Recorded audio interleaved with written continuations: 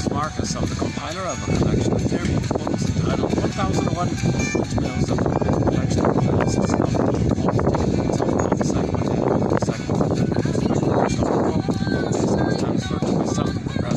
philosophical medicine and narrative medicine. About a week ago, I discovered the work of a fellow named Bruce Ecker. He wrote 2 books with his wife on something called memory reconsolidation, whereby you juxtapose or hold in your mind how consciously you don't like your dysfunction or whatever it is that you think is self-defeating or unsatisfying to you, and feel that you don't like it, but it's there anyways, but you don't like it. At the same time, in the same field, hold your recognition and some feelings around how your unconscious wants the symptom. Because if your unconscious didn't create the symptom that you consciously don't want, your unconscious thinks something worse would happen, and feel some of that. If you can hold all this in this kind of field, there's conflicting feelings, and the system is going to err on the reality principle called memory update. So you're going to kind of like reconsolidate, like have a new arrangement or something. That's the theory, that very quickly you might be able to, you don't change any kind of trauma in the past in terms of autobiography. The event did take place, but your construct around it, your deep beliefs around it, and your feelings around it, of course, that all took place. Without consciousness, it can stay infinitely. But if you're conscious, things can update. It's this whole theory. So, and he thinks all these therapy models out there ultimately try to do this. And there are different little ways. All of their ways ultimately have what they have in common is this memory reconsolidation theory. So I've just been, I'm not familiar with this. I haven't experienced it really. But one quote did catch my attention. One quote about dreams, where in your dreams, you're trying to work things through. You're trying to update things. You're trying to, know your theme, feel what you couldn't have felt. You're trying to work it through like that. So in the dreams, that kind of thing already takes place. So in your conscious life, you may be able to assist in it a little bit like that. I think it's just like a conscious version of what goes on unconsciously. Now, what goes on unconsciously kind of depends on your choices during the day. So it's like a report card updating like that. So if you're facing something in your day, you might be able to feel more in your night like that and process it. So it seems to be like a positive feedback loop. If you do an exercise like memory reconciliation, where you juxtapose or hold a mixed match or hold the contradictory feelings of you're feeling unpleasant about your dysfunction, and you're feeling around, oh my God, sad, gratitude that your unconscious created a symptom, gratitude like that, but sad about what it means and why it created it. If you can hold all that in sort of some sense of consciousness, the theory is it'll update, and the symptom might go away. That's an interesting theory, so I've been just rambling on about it for the past week. Normally in this collection, I'll find quotes that are interesting. I like them and I want to share them. So it's kind of like a more enthusiastic outpouring like that. The past week it's been more muddled, more subdued, because I'm not sure what it is. I'm just guessing around. So I'm kind of using this format a little bit self-indulgently to see if I can work it through like that. So you'll get that. So the quotes run from 23:13 to 23:11 videos here. So roughly 50 quotes, mainly from Ecker like that. And there's 2 versions of it. The one I just mentioned, where you consciously you don't like it, and you realize the feelings around why your unconscious wants it to prevent something worse. The revised, in the second book, he varied a bit. In the second book, which is way more confusing for me, is the left side you keep. So you recognize your unconscious created a symptom to prevent a worser thing. So usually it's about connection. If the baby didn't do what he did psychologically, mentally, creating a certain personality, creating deep beliefs, so he'll blame himself. That's his connection to the mother. He'll be self-defeating, connection to the mother, hope for the mother, these kind of things. Now you realize why you're doing that, because you would have had no mother if you didn't do that. So the symptom kind of is like a buffer like that. So you're paying the price of the symptom, but it's a lesser suffering than the worst suffering. So you're kind of facing that. That's the common of the two theories. In his revised theory, he says you want to kind of feel contradictory positive feelings around how would it be, or can you recall times when you didn't need that symptom? Maybe there were times in your life when you didn't need the symptom and you were okay. If you can feel those two, they'll be kind of like updating that way. That second part seems more cloudy to me. I kind of prefer the first one. That's why I'm still struggling with this whole thing. So I went on a lot of discussions on it. So we got 50 quotes here, as just mentioned. And you know, I'll tell you the truth. I make a point not to look at current events or news or something before I start these series, because I know I might get triggered, I might comment on it, because I want to focus on the analytic perspective. So most of these quotes are from projection, projective identification, reaction formation, identification, aggressor. Okay, Margaret Mulder's theory, child developmental process, object relations theory, you know, human connection into neural connections, interpersonal, intrapsychic. We studied intrapsychic because it becomes how we see the world through this mapping, internal map, stencil, schema, or construct, like they say. And you see your days through this because what was created was based on trauma, and you want to see it again and again and again, hoping for that construct, hoping for what's called whole object relations. I'm okay, you're okay, neutrality. So when there's trauma, you repeat, hope for a better past. So your updish compulsion is hoping for a better past. The better past obviously being what's called a secure attachment style, where the baby feels safe, secure with the mother. So he could have gone through a developmental process to have his feelings, golden ball, identity, etc. That's failed due to attachment trauma, relational trauma, interpersonal trauma, strain trauma, envy trauma, wean trauma, etc. Things are frozen, pain, repeat. Where are you, mother? But post that kind of critical wiring time, he's repeating in like a dreamlike way, illusionary kind of way, symbolic manner, hoping for a better past, not knowing it. The unconscious is in pain, and he wants to get a better outcome. He wants mother's love in the past. Now, we don't know it consciously because the id says, the ego, cover me, provide cover, throw the person a bone, throw him a red herring, give him some flim-flam, give him some rationalization, some excuse, some silly thing to say to himself, provide cover me, kind of, because the unconscious knows we can't handle the pain of what happened. So we gotta give ourselves an excuse. Oh, what's the big deal? The thing's on sale, just buy it. But the unconscious say, oh, good, buy the thing. Maybe that's mother.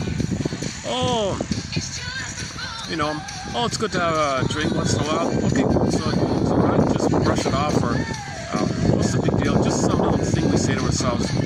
But the unconscious has oral fixation, symbolic mother. Usually it's material, money, drink, fluid, food, gambling, these kind of things.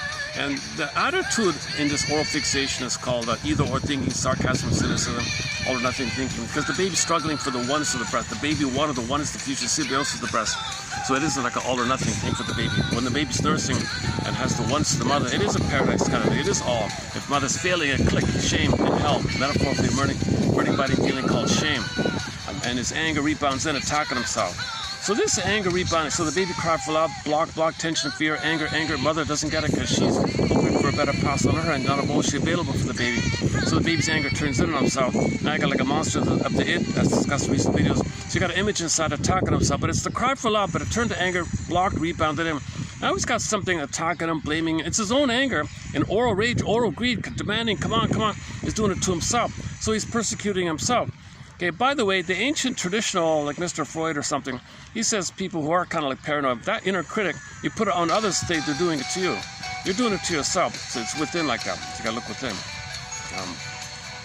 And this is, oh yeah, and it's kind of the unknown idea. So what is this? Like babies go, my own anger's attacking me, very strange thing, unknown. So later on in life, something's unknown to you, bing, Pavlovian conditioning.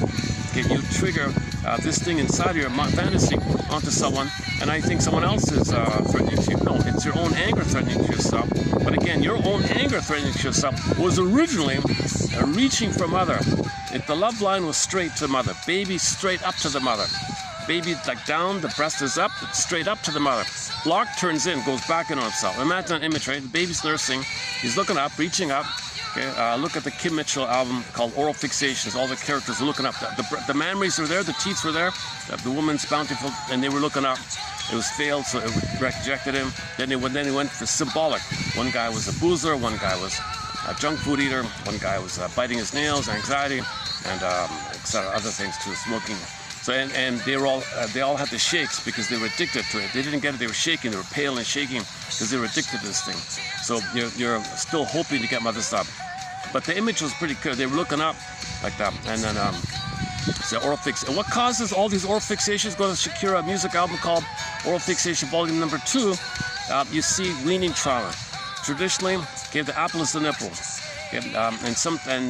A metaphor for weaning trauma is that just as the fruit, when it's prematurely plucked from the tree, it's unripe, it'll be bitter. Well, if the baby's plucked from the nipple, he'll be bitter. So they show you the woman holding the apple away, and they're kind of a hell yeah, that's what happened to me, I'm doing it to my baby, hell yeah. So the mother doing it has what's called dedication to aggression. She do it to the baby because that's what happened to her. She feels some power and some Taliana feeling, Taliana revenge, doing to the baby what had done to her. Baby suffers by the baby's reaching, mother, don't do this to me. So baby got weaning trauma because the apple was pulled away, i.e. the nipple was pulled away. Okay, same in the Greek myth with Tantalus. The guy reaches up for the fruit, the tree, the wind blows it away. He reaches up, wind blows it away. So weaning trauma can lead to oral fixation. So we discussed the 2 albums, Shakira's album, Oral Fixation Volume Number 2, as the cause called weaning trauma. You see the image, again, apple is nipple, think of that, and the baby's on the tree standing. So the baby on the tree, because sometimes the tree's the mother, and the baby's like a fruit, so they use the parallel like that. Just metaphors, huh? And then the cause of the trauma, weaning trauma, the premature break, baby can't, he'll be bitter, like an unripe fruit. The baby will be bitter, sour, angry. So then to compensate, he has the hope for it. So he'll search again and again and again and again, endlessly. That's what you have, the junk food burger guy, okay, he's wolfing, shaking, bug-eyed, okay, the cigarette lady, the booze lady, the guy staring at the memories, promiscuity. So men who stare or who obsess about memories, that's a very clear thing, because baby boys imprint on the breast, and they're spellbound when they see, the jello things, the silica, whatever. And women do that, seductionist power, because women who transfer their mother onto the men want to control the men, using the men to stand for mother. Women use seductionist power, they jiggle the memories, men are spellbound, they control the men. That's women transfer the frustrating onto men who want to control the men. Men directly want mother, so there's a little confusion like that, right? Men think they're finally getting a mother. Women think, oh, I'm gonna control the guy, that's my mother. So men have hope, and women say, hell you, I'm gonna control you, so you give it to me. So any kind of relationship at that kind of area, it'll be addictive, intermittent reinforcement, allure, exciting, promising, because you have the hope for her. She has the hope to get love from her mother by controlling the man. He has the hope to get mother's love by the direct connection with the memories like that. Okay, let's not go into that topic too much. We talk about oral fixations a fair bit. I mean, there's trauma before 18 months called oral fixation, because nursing, not just about food, it's about the whole gestalt of the mother loving and understanding and seeing and soothing, reverie, consideration, called the holding phenomenon. Soothes the baby, sees the baby, present for the baby. Rhythm is safety, rhythm of bliss, understands, thinks about the baby, recognizes, I see you, I feel you, meets the baby's needs automatic. There's a 2-minute entrainment, it flows back and forth, ABC, do, re, mi. That's funny about this ABC. Mr. Ecker does the same thing. Oh, ABC, do, re, mi. 1, 2, 3, ABC, do, re, mi. He does the same time. Because originally it's considered musical in the womb. In the womb, it's all rhythmic. Apparently, another topic about the mother's heartbeat is the drum, the pulsing of the cord bass line, and the 3 blood veins in the cord, 1 straight down, 2 spiral up. The movement of the blood, the 2 thin and the main one, corresponds to the musical notes according to Mott and Grassi, and it's kind of like an ABC melodic phenomenon. So you got bass, drum, melody, and the first mother is music. Eyes are closed, he's everything. What's not him? Maybe the sounds and the movement, maybe that's mother. So that's why we love music. Music's a part of us. Kind of feels a little the remembrance to the safety of the Garden of Eden. Music reminds us of the womb utopia. When you hear music and you like it, you love music, well, part of you feels safe. You feel soothed because a part of your nervous system, it's kind of like, I wish I'm there, I'm being reminded of it, I'm reminded of it. Maybe like a part of you allows yourself to be reminded of it. You can't regret, you don't lose yourself, you can't totally, it's impossible, right? So I'm not sure about the mystery of that, but so I'm playing music here as well, right? Back at the park, yeah, I took the taxi.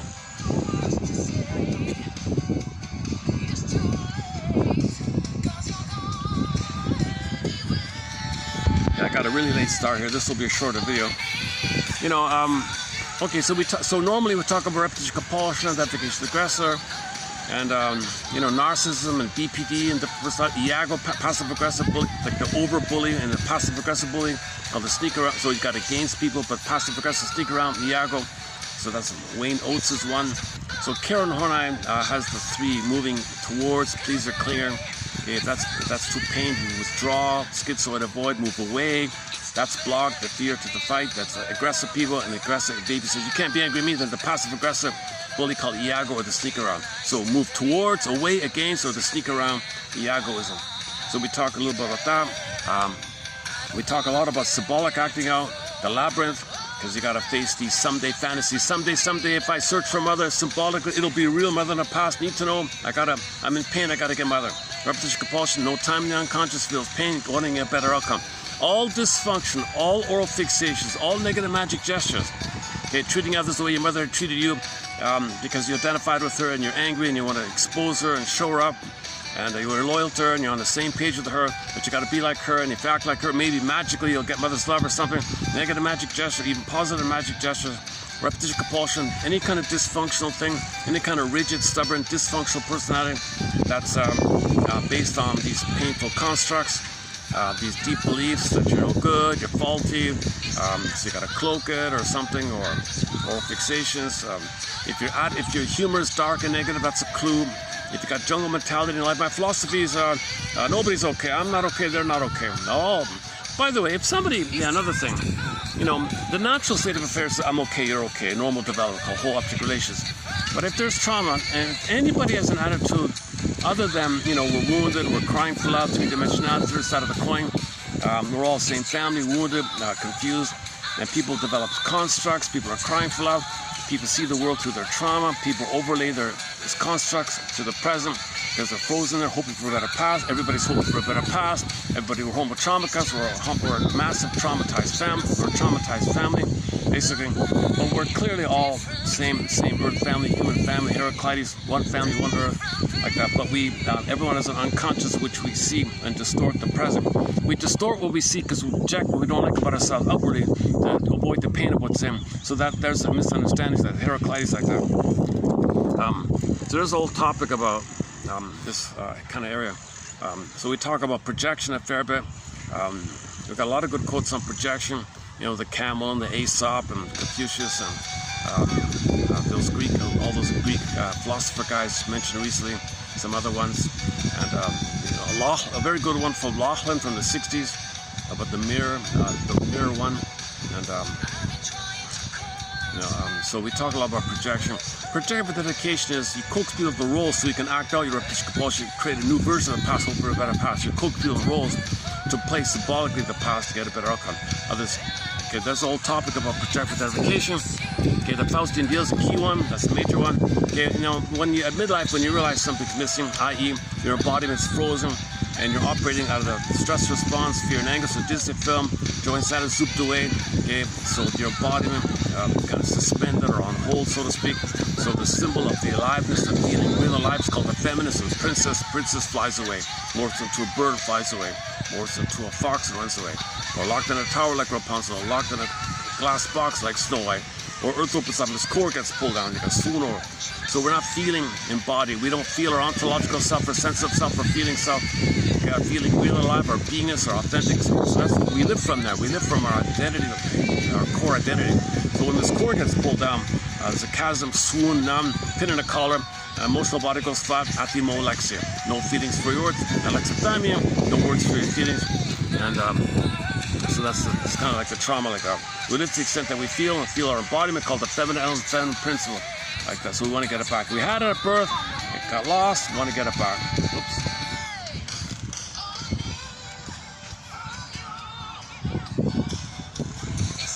I try not to get people on the camera, but there might be a few.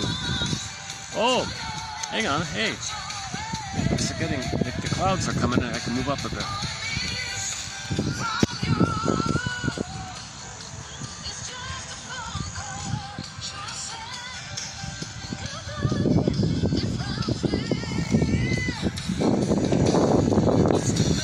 In about a half an hour, there'll be hundreds of cars behind me.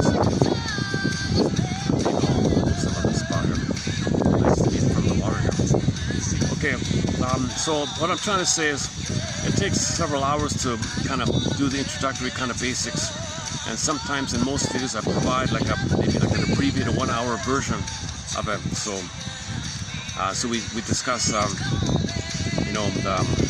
things like unconscious guilt. How do we get out of this unconscious guilt? Why does he feel not guilty, but he thinks guilty? It's called the moral defense, to be diplomatic, get along with the mother, because he can't believe mother hurt him, so he takes the pain on himself, guilt on himself, and then agrees with the mother so they're on the same page for the connection. Now he's got the symptom, physically symptom, psychosomatic symptom, and dispersal of his anger, outwardly creating this personality. Now these symptoms, he's creating these symptoms to maintain the tie, to maintain the hope, to maintain the connection. Otherwise, he'd perish with no mother. So the unconscious wants these symptoms. And now consciously we say, why am I doing what's with these symptoms? Why am I not happy? Or why am I not living out my potential? Or why am I afraid? Why do I believe these? Why do I gotta believe I gotta be a people pleaser? If I don't please people, no one will like me. If I'm not perfect, people will laugh at me. Why do I have these kind of beliefs? Where do these come from? Well, I don't want this.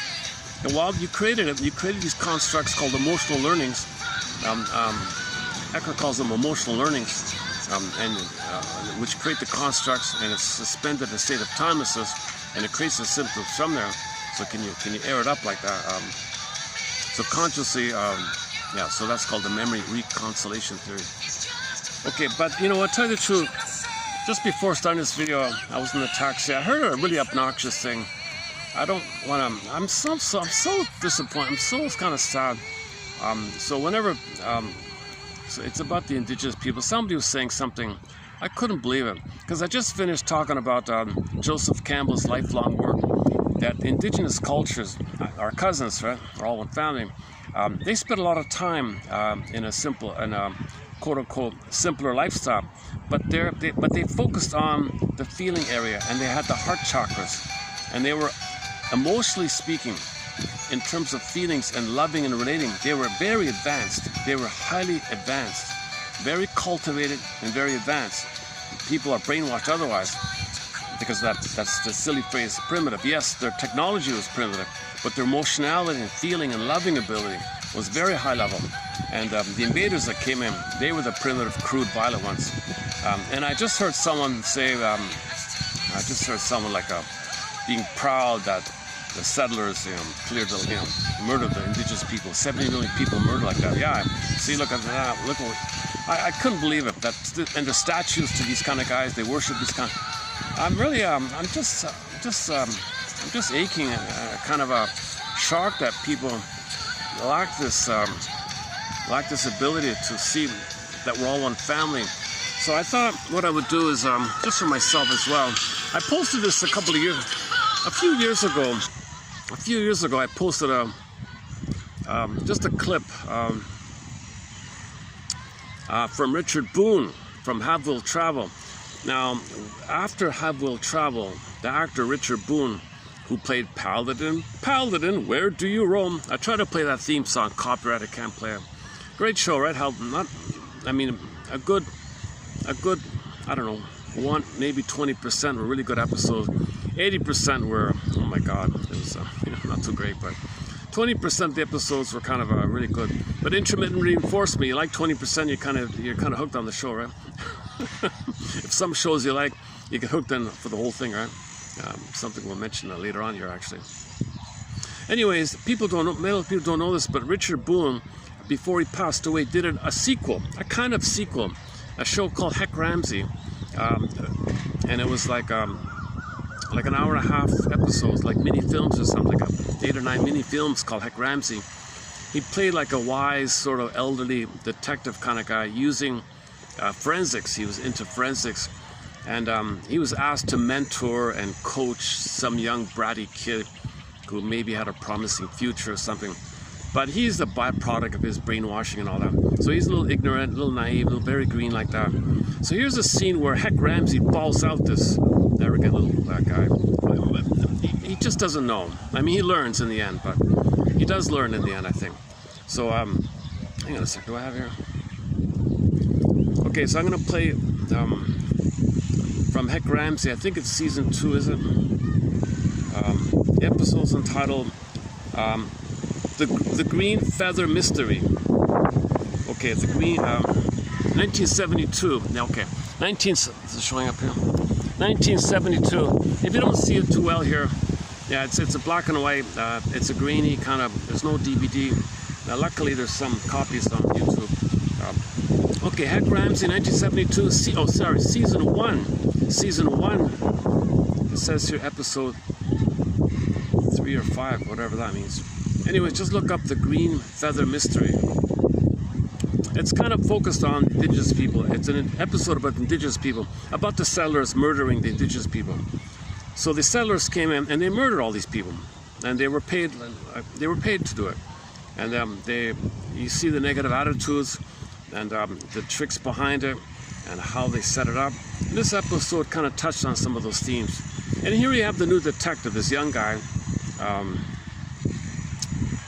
also thinking that indigenous people are so bad or something. So Heck Ramsey's bawling him out here. So I really love this scene. It's a great little scene here. Let's see if we can get it in. Okay, hold on a sec. Again, okay. And then I want to follow up with what a professor said of what should have happened when the settlers come.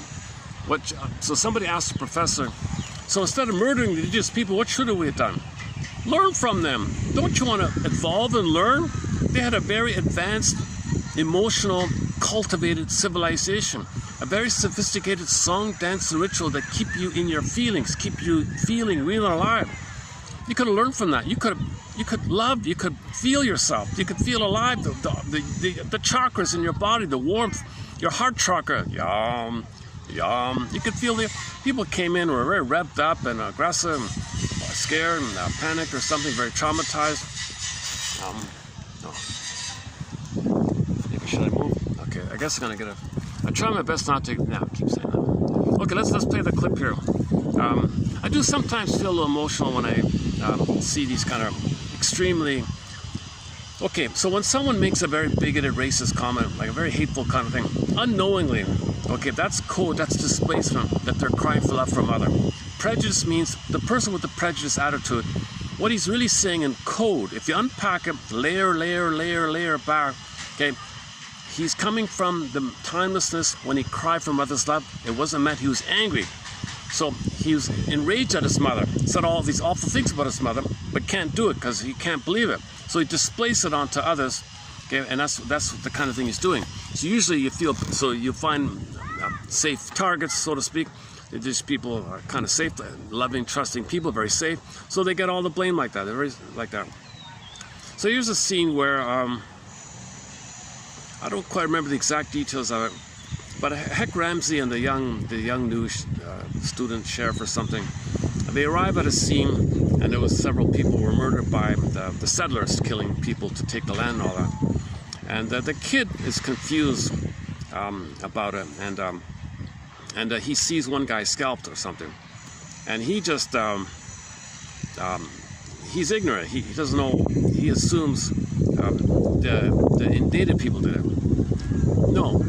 Guess where this really comes from? Guess where this barbaric, cruel, savage, vicious thing came from? Guess where that comes from? So let's let the show explain it. They scalped him, all right. Savages. Hey, you know where the Indians picked up that little trick scalping? No. From a white man. I don't believe that. You don't want to believe it. You ever hear of the Iroquois tribes back east, New England? Yes. Well, the very first settlers, the Puritans themselves, they put a bounty on those Indians. But it would have been a lot of trouble to bring in a whole Indian, so they found an easy way. Just cut and jerk on the hair and you get your bounty money. Let's take a look inside. You go ahead, I think I'll just look around. So this was the savagery of the settlers murdering people for $1. But how do they prove they murdered the indigenous people? So that scalping thing was the way to prove they murdered them. And then they pin it on, then they twist it like that. And maybe some indigenous people learned it from them and maybe wanted to imitate it, like identification of aggressors. So maybe some of them identified with it. And maybe there was an odd case like that, and you blow it up and say they did it all. Total projection. So you deny, rewrite history, and so that everybody thinks it's like that. They were peaceful, harmonious people. They had a lot of song, dance, and ritual. Okay, for 50,000 years or longer, they developed a very cultivated, nuanced feeling system. I mean, think about, man, oh man, like the dream catchers and all these calling in the directions, and they would act out the whole fairy tale. They would dance every day. They would dance a fairy, like a myth. They would dance a myth to feel the energy of the harmony with themselves, and they felt good. I mean, they felt connected. So they loved the earth because Mother loved them. They respected the earth because they had that experience of traditional nursing. Mothers would hold their babies, so there wasn't trauma. They didn't have birth trauma with the babies. So when there's birth trauma, you get a rage and all that, this kind of thing. Let's play it again. It's just like a short clip, eh? Let's see if I can line it up here.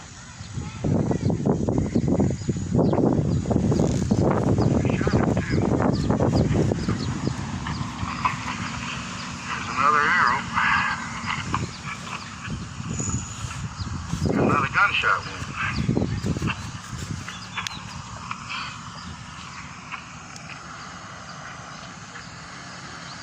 They scalped him, all right.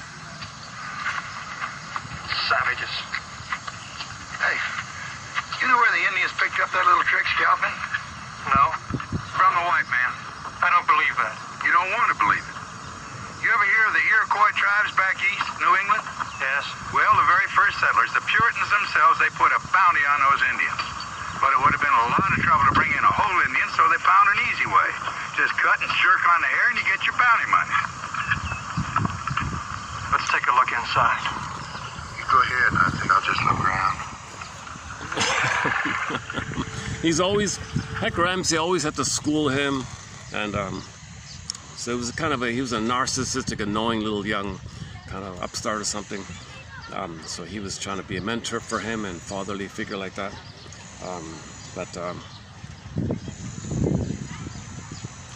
Okay, now let's do the professor's thing. So I just came across, I'm not too familiar with this guy here, but he's this author here. He's how do I say it? He discusses the disadvantages of the pillage and plunder system. You know, this pillage and plunder, this destroying the planet for a quick buck. Why are we doing that? Why are we destroying the planet for a quick buck? Doesn't make sense. Why are we plundering, destroying the planet, this beautiful place, just for a quick buck? Why are we doing this? Okay, so that's the mode we've been in for 6,000 years, called global pillage. We went from global village, what the indigenous people still had, to global pillage. Why the most traumatized became the most traumatized, nobody knows. But anyways, when that took place, when babies were removed, then they developed a prejudiced personality in order to pillage, and then you create rationalizations, and the typical slogan was, well, we're the most traumatized. If we find something, click, it's ours. As simple as that. It's called principle of discovery, doctrine of discovery. If we, the most traumatized who hurt our babies, if we find something, if we find a land or something, it's ours. Click. Very simple. We wrote it down. See, it's written on the paper. If we find it, it's ours. This indigenous people, what are you talking about? We've been here for 50,000 years. That doesn't count. We're the most traumatized, but they don't say it like that. They just say shaded beige tone of skin. We with the shaded beige tone of skin, you have got a shaded brown tone of skin. That's different. Click, bing, bing, triggers the monster in my mind. So you're the monster. You're my anger at my mother. So I feel entitled to get mother. I feel entitled to displace my anger, mother. You're dangerous because in paranoia, your anger is attacking yourself. So there's like an inner thing attacking you, and you project it out, and you think someone out is attacking you. That's the paranoia mentality. Okay, so these are monsters of it. It's your own anger turning into symbolization. Pre-linguistic, pre-verbal, imaginal. Howling Man episode, season 2, episode 5, and the Forbidden Planet film discussed recently. This is all within like that. Can't you see? Can play the song by the band Delirium called Self-Saboteur. Can't you see? This thing is within you like that. Man in the look within. So you make the inference like that. So prejudice is confession that you were enraging your mother, and your anger, crying for love, is attacking yourself. You project it out like that. Now, sometimes it's to a man because you protect the mother, so you think a man did it.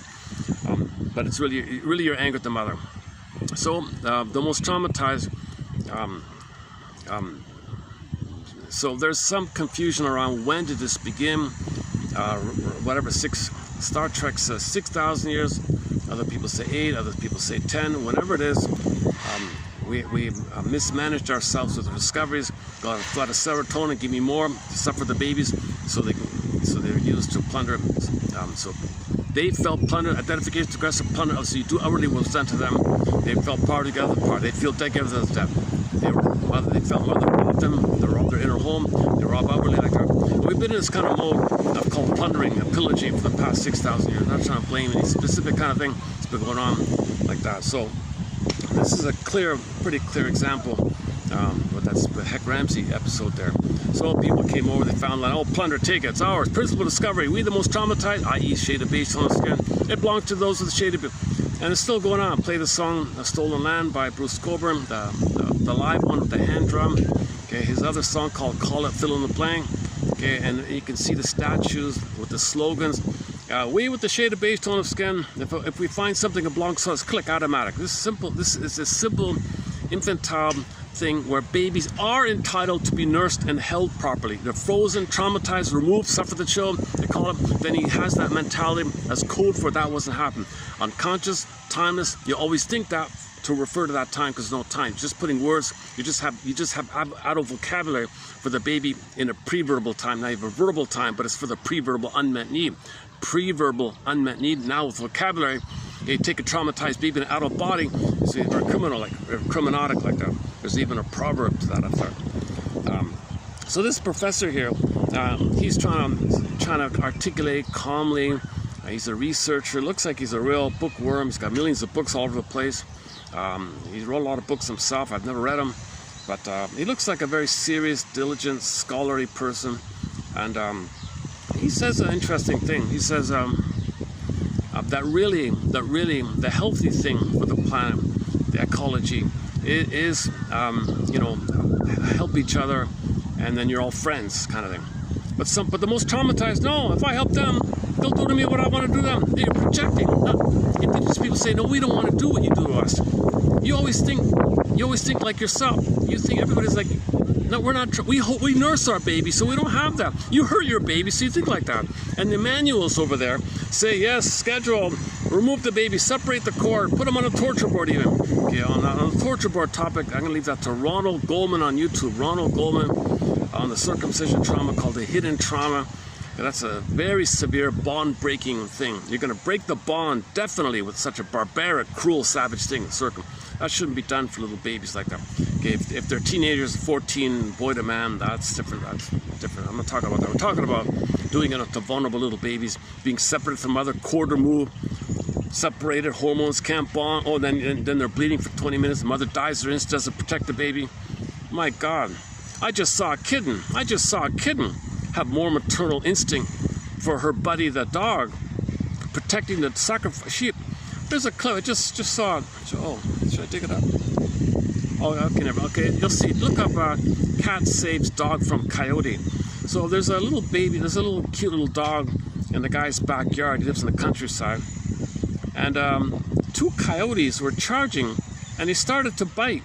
One coyote bit into the dog, and the dog was bleeding. Out of nowhere, whoa, the black cat, the cat that belongs to the house, charged. He flew across full speed and scared off the coyotes. The dog lived. He survived. Took him to the vet, patched him up, and all that. Touching story like that. So that cat, they said, was very close to that little dog, and he risked his life to save. That cat risked his life to save his buddy dog from the coyote like that. It's very interesting because coyotes might even eat the cats, but he was busy trying to eat the dog. So that's maybe he had that moment where he had that chance. Very powerful clip. It's got millions of views. Okay, if you remind me, I'll play it later. If you look up cat scares off coyote, saves the dog. Okay, I just saw. But I've got this professor's speech lined up here, so let me play this. He's a slow speaker. Okay, let me do. Yeah, hang on. So let me change the speed here. Speed normal. No. Do it 1.5. Yeah, let's do 1.5. He's a really slow speaker. The guy's in his 80s or something. He's a slower speaker, or maybe late 70s, I don't know. Yeah, he's probably in his 80s, I think. Okay, so this woman asks him, so you're against the plunder system, right?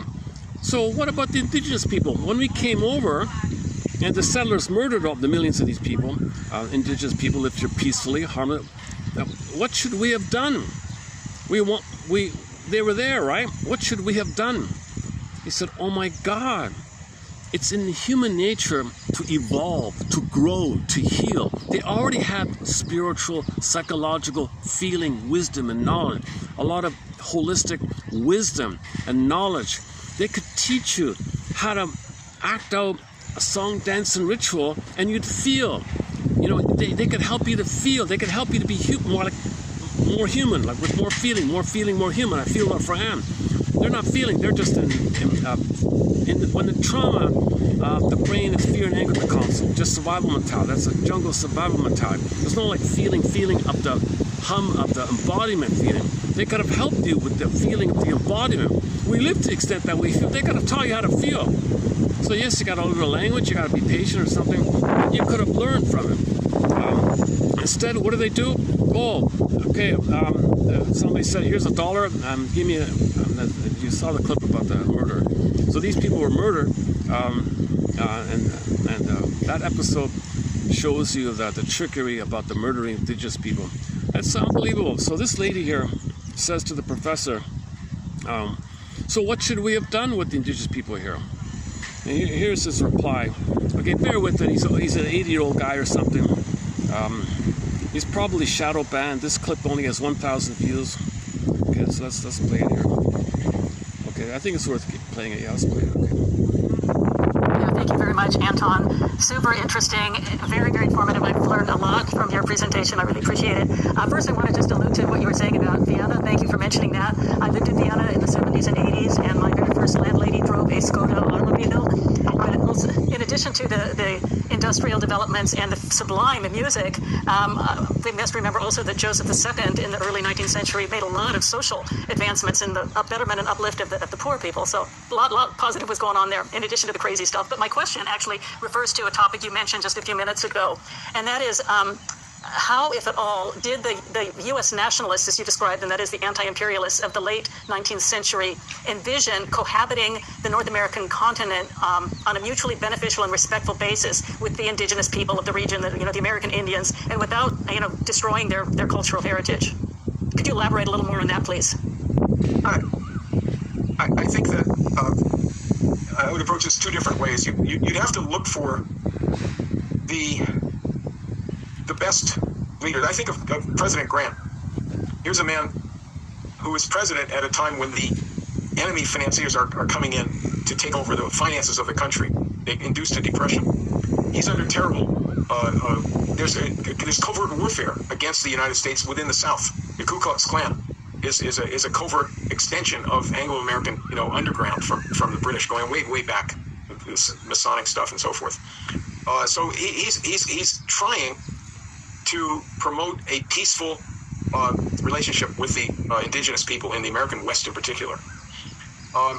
There was an Indian, God, I can't remember his name now, that was his first commissioner of Indian Affairs, and he was squeezed out. Very good man. But Grant's policy was for peace with the Indians as well as development of the West. The railroad is going to break up the buffalo herds. It's going to break up the freedom to completely roam all over the place. But it doesn't need to go in and murder everybody in a village, which is what happened. Settlers would go in, and some military leader would give them backing, much to the horror of anybody good within the United States leadership. General Sherman, the great Union Army guy, thought he was in charge of the Western military after the Civil War.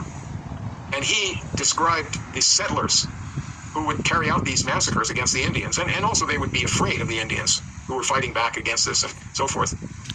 Sherman described the American settlers as insane. How do you get those settlers to become not insane? Well, you have to establish a completely different environment, which is what was trying to be done in Colorado. The leader there was not a political leader, who was the industry leader who founded Colorado Springs. He had no particular program for the Indians. So this is William J. Palmer. Chapter 10 of my second volume is about him. But the idea of what you're going to do with the Americans on the frontier, that's crucial. He built steel mills there. He built railroads. He built colleges. He built a beautiful city in the Rocky Mountains of Colorado Springs. He also was trying to build a railroad to Mexico to have joint development of the Mountain West in our country and Mexico's industry. So the mestizo element in Mexico isn't that indigenous? Yeah, it was an admixture of people from Spain. But it's the Mexicans. It is a continuation of the inventive, characteristic of man from the 800, 900 AD period, and from earlier in Mexico and down into Peru and other places. In Brazil, there was this too. So, what would be the great advantage for the what kind of environment would be the best solution?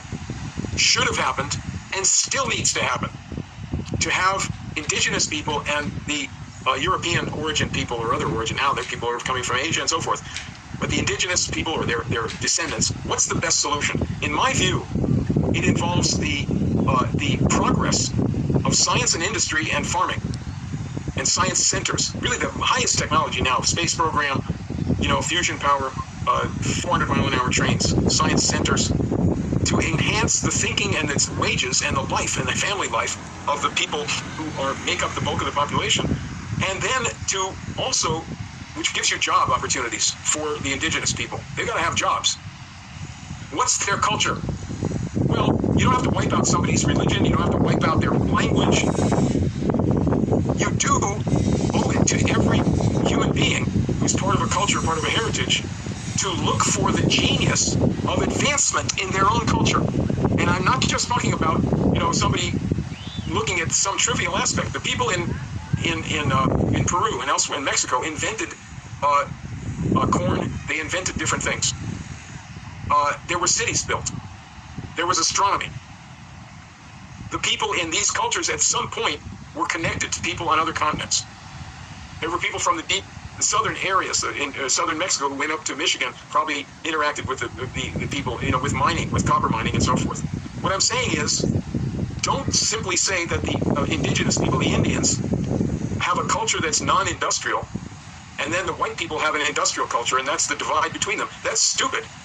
The characteristic of mankind is to make progress. Now, how do you treat people who are not part of your own so-called civilized culture when you interact with them? If you say our culture is superior to yours, and you have to accommodate yourself to our culture, you're not even asking them to accommodate themselves. You're simply destroying them. We took away their means of life on the plains, for example, particularly the plains. So we owe it to them to offer substantial material help, to ask them to please consider, as brothers, joining in what we believe is advances that we've been able to make in Europe and in the United States. That's the spirit that you have to approach this in. But don't separate the two sides into industrial and non-industrial. That's not a good history. It's a terrible history. And the Americans of the American West became, in many respects, stupid because they did not get Pittsburgh in Colorado. They had it for a time, but then Rockefeller took over the whole thing and squashed it. The Bostonians squashed the railroad to Mexico. They started destroying the unions. They beat up on the workers. They lowered the wages. They pitted the Chinese against the white people. They did all these things. And instead of having a densely populated West with beautiful cities in the Rockies, with industry, with high-wage, capital-intensive industry, which is what we should have had, and family farms all over Canada and USA, not just huge expanses of woods, most of them owned either by the government or by some billionaire, not doing anything with it. That's not the right way to go. You've got to have industry and agriculture, and you've got to have good living conditions for the people, constantly rising living conditions. That gives you the jobs for the indigenous people. It was never done in our American West. Teddy Roosevelt closed the frontier, and he described the Indians as savages and said it was right for them to be killed. Oh, it was too bad. The Americans who did that killing did evil, but it was necessary evil. It was real Hitlerian language. So it's not an easy subject. But the development that I'm talking about, that I've discovered, that everybody should know about in their own countries, the genius of progress is a universal idea. And as long as you approach other cultures with kindness and with a respect for their genius, then you're going to be all right. Thank you so much for that exposition of this whole phenomenon, which I agree is a very, very difficult one to approach. But I so agree with you that appreciating people's cultures includes appreciating what each different culture has brought in terms of their own genius, their own innovation. Because I agree, the nature of humans is to innovate, is to figure out how to do stuff, to figure out how to solve problems, and they all do it in different ways. And we need to all, take the best of every culture in that way, and in terms of serving the entire humanity. So thank you so much. Yeah, I appreciated your response to that so much that we're going to make that a standalone. Yeah, so I'm just focused on like the broad message. We can learn from each other. And Joseph Campbell made it clear that the civilization of indigenous people was way, way more advanced and cultivated in the area of feelings. Okay. Yes, they were primitive and crude with their technology, right? They had to walk or something. Other people use airplanes, so from the mechanics of the machinery, they were quote unquote primitive. But but on the personal end, it's flipped. The murderers who came in, they were the crude, violent savages, and indigenous people were the cultivated people. They don't do those kind of things. They never did those kind of things. Right? They solved their problems. Somebody said the worst something got between the different groups is some, like with the relationships. He wanted to marry her. They didn't agree, but there was no like mass harms like that. It was contained it was different.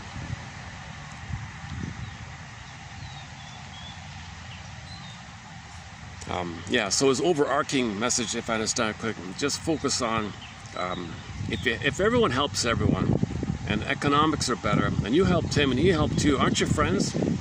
So he said, I think he was saying, you can help your neighbor country, and they helped each other. And the spirit as well, geez, that's kind of nice. They helped us, we helped them. We're kind of friends. You don't have to interfere with their unique things. But they'll feel the gratitude, hopefully they'll feel the gratitude. At least the leaders or something. Or the public should be educated. Let's thank our neighbors for helping us with this and have a spirit of sharing like that. Okay, I don't want to get preachy. I don't usually do this is the first time I kind of covered this kind of thing. But I just found this lecture about indigenous people. Because in my hometown there's a massive statue glorifying the murder of indigenous people, always considered a hero, and it's the largest mainstream statue in the center of the city, my hometown. And he says, there's quotes of him saying, "Oh yes, just because they lived here for 50,000 years doesn't give them the right. We have a shade of beige tone skin. That's the right." He was the most racist. That guy is one of the most racist things. The crudest, violent things. So because of that, and then of course religion enters the picture, because religion promotes prejudice. So that's a separate topic. I'm talking about religion on the side of the plunder system. In the area of plundering, religion is like a Trojan horse or front for it. It's a part of it. That's a whole separate topic. I don't want to get too heavy. I don't want to get too heavy. Okay. Well, in that case, let me look for that cat clip. Hang on a second. I wonder if I can find. Let's see, cat and coyote maybe. Hold on a second. Cat saves dog maybe. Where is it? Cat saves dog.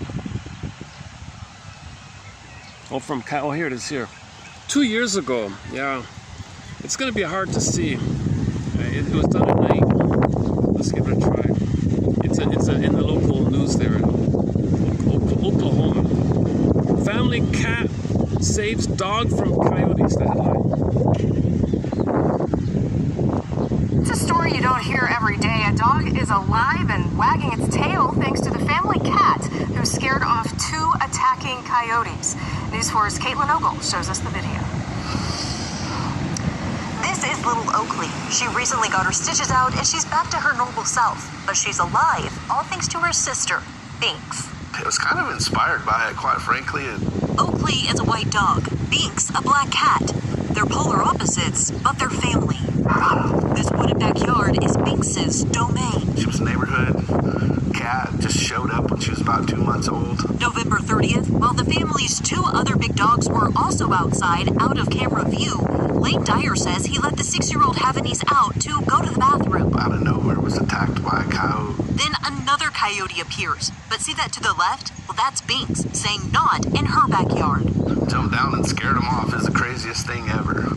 That gave Oakley enough time to run inside. Cut her open, she was gushing blood, from her chest and her side. The Dyers rushed Oakley to the hospital. She was stitched up and her leg was put in a splint. Doctors telling family Oakley may lose the limb. Thankfully, it's still intact. But while waiting for her recovery, the Dyers tried to figure out what happened. Thankfully, we had security cameras. We were able to go back and actually look to see what happened. It was inspiring to see just our little outdoor cat just jump at 2 coyotes that were attacking this little dog who she loves and run them off. Now Oakley is back to her old self, doing tricks and eating treats, while Binks keeps a watchful eye on the woods. In Edmond, Caitlin Ogle, Oklahoma's News 4. That cat deserves some treats, too. The Dyers live in North Edmond. If you're wondering where this happened, it was between Waterloo and... Yeah, that's quite a scene, eh? So imagine a little dog in the field. 2 coyotes charge at him. The first one already has his claws in on him. The dog's bleeding already. At that point, the second coyote is just about to join him. At the same time, the cat, the house cat, charges across towards both of the coyotes and manages somehow to scare them off. And the dog manages to run back inside, bleeding. Unbelievable story. So, he said they adopted the cat. The cat just appeared at their home at the age of 2 months, and they adopted him. So he must have treated the dog like a brother or something. They played all the time. One second.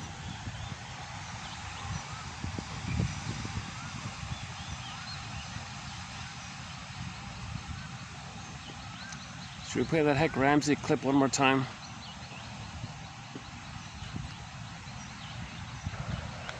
Well, these are boot tracks. Now, they were made by this fellow and his friend when they found a body.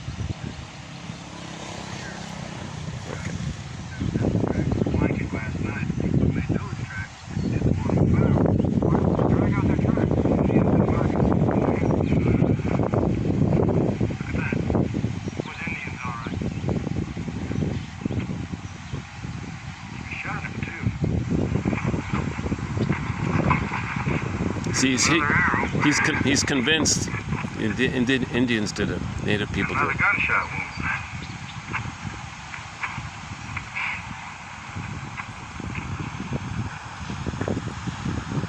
They scalped him, all right. Savages. Hey, you know where the Indians picked up that little trick scalping? No. From the white man. I don't believe that. You don't want to believe it. You ever hear of the Iroquois tribes back east, New England? Yes. Well, the very first settlers, the Puritans themselves, they put a bounty on those Indians. But it would have been a lot of trouble to bring in a whole Indian, so they found an easy way. Just cut and jerk on the hair and you get your bounty money. So who's the cruel, vicious savage? Who's the real savage like that? Sad story, eh? So like the professor said, you could have learned from them. You could have found a way to cooperate like that. So the trick was on the front. They said, "Oh, okay, well, we'll leave you alone, or we'll give you what was in the story that we'll give you 300 acres. Oh, you're going to give us 300." And then they turned the back, and the settlers came, and they let it happen. It was a trick. It was a setup. So they dropped the guard.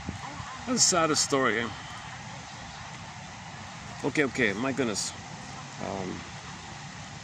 And I remember hearing in Canada, indigenous, was it? Oh no, sorry.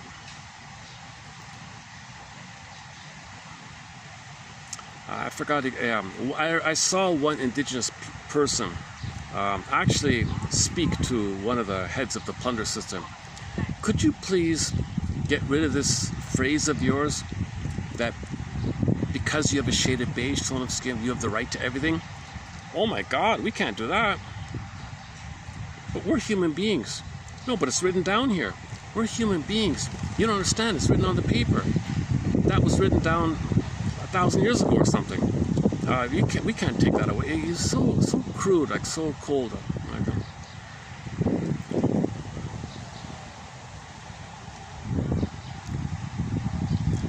So back to Carl Sagan. Okay, spin it back. Pale blue dot. Imagine way into space, a little hazy little blur, and you got billions and trillions of specks of dust in there. And one little speck of dust is our Earth. Right? So that's our home. It's the only, we don't know if other specks of dust are livable.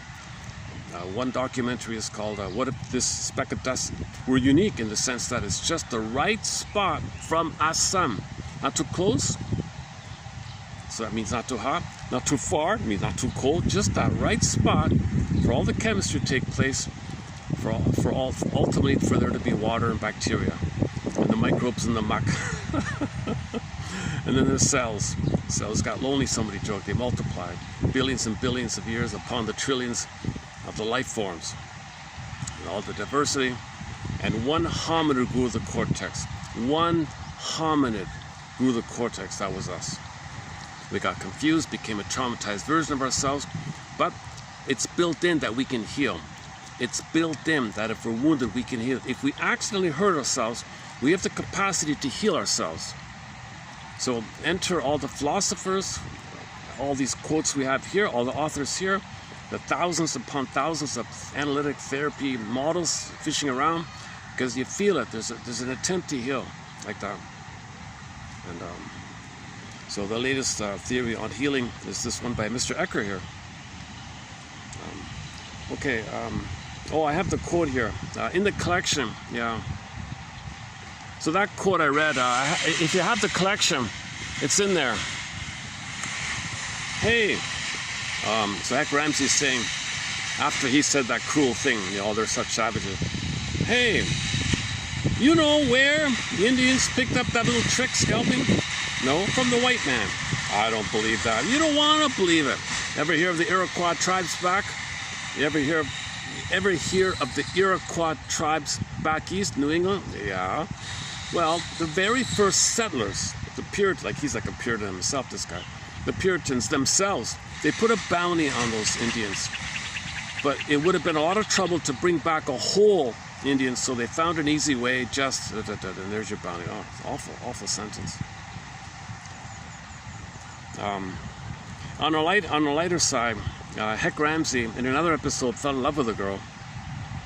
And he's older like that. And he's worried about her past. Are you still hung up on the past, guy, or something? Are you going to blame me? I'm older now. I can't engage in transfers. I want a companionate, mutual thing. I don't want you to transfer your mother onto me and fight with me, thinking I'm your mother, you got to control me. And you did that to your husband, and you lost him, and you're going to continue the battle with your mother through a second husband on me. You know what her reply was? Oh, I know what you're talking about. Don't worry. The past is to be remembered, not lived as the present. Let's see. Let's dig it up here. That's a good line. I like that quote so much.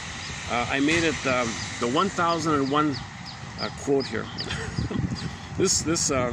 The 1000 to be remembered, but not lived as today. Is that it there? Was that it? The past is to be remembered, not lived as today. Oh, hang on. Oh, hang on. That's another one. Give me a sec here. Let me get it exactly. Go to this channel here, the YouTube channel. Give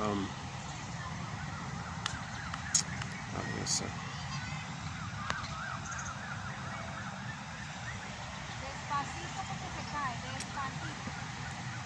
It's funny. I think I sometimes end up accidentally playing chaperone. Last time I was here, a couple, the lady was uncomfortable with the guy, a lot of space around. She insisted on sitting just kind of near me like that, so the guy wouldn't do anything. And you hear these two kind of doing a similar kind of thing.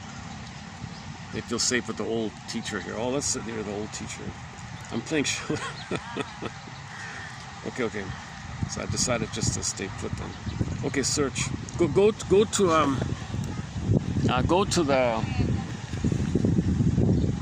to this channel here. Just type in Ramsey, Ramsey, the guy's name.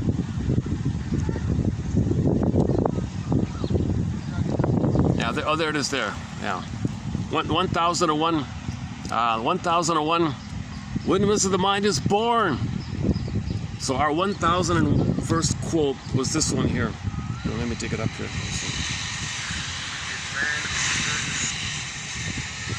4 years ago. Oh, here it is. Okay, here it is here. The past is to be remembered, but not to be lived as the present.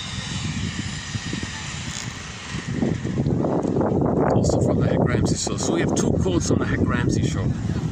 We've got a bunch of quotes from Twilight Zone, another one called Jet Defense, a couple from Drop Dead Diva, Harry's Law, a sprinkling from sitcoms and shows, and science fiction films, etc.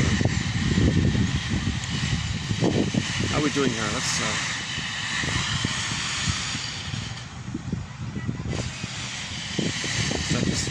okay, it's getting.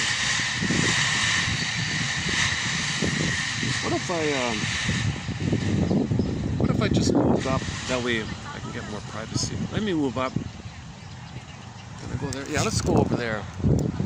That way I don't get people in the camera. Give me a sec to move the camera. Hold on a sec. Stay tuned.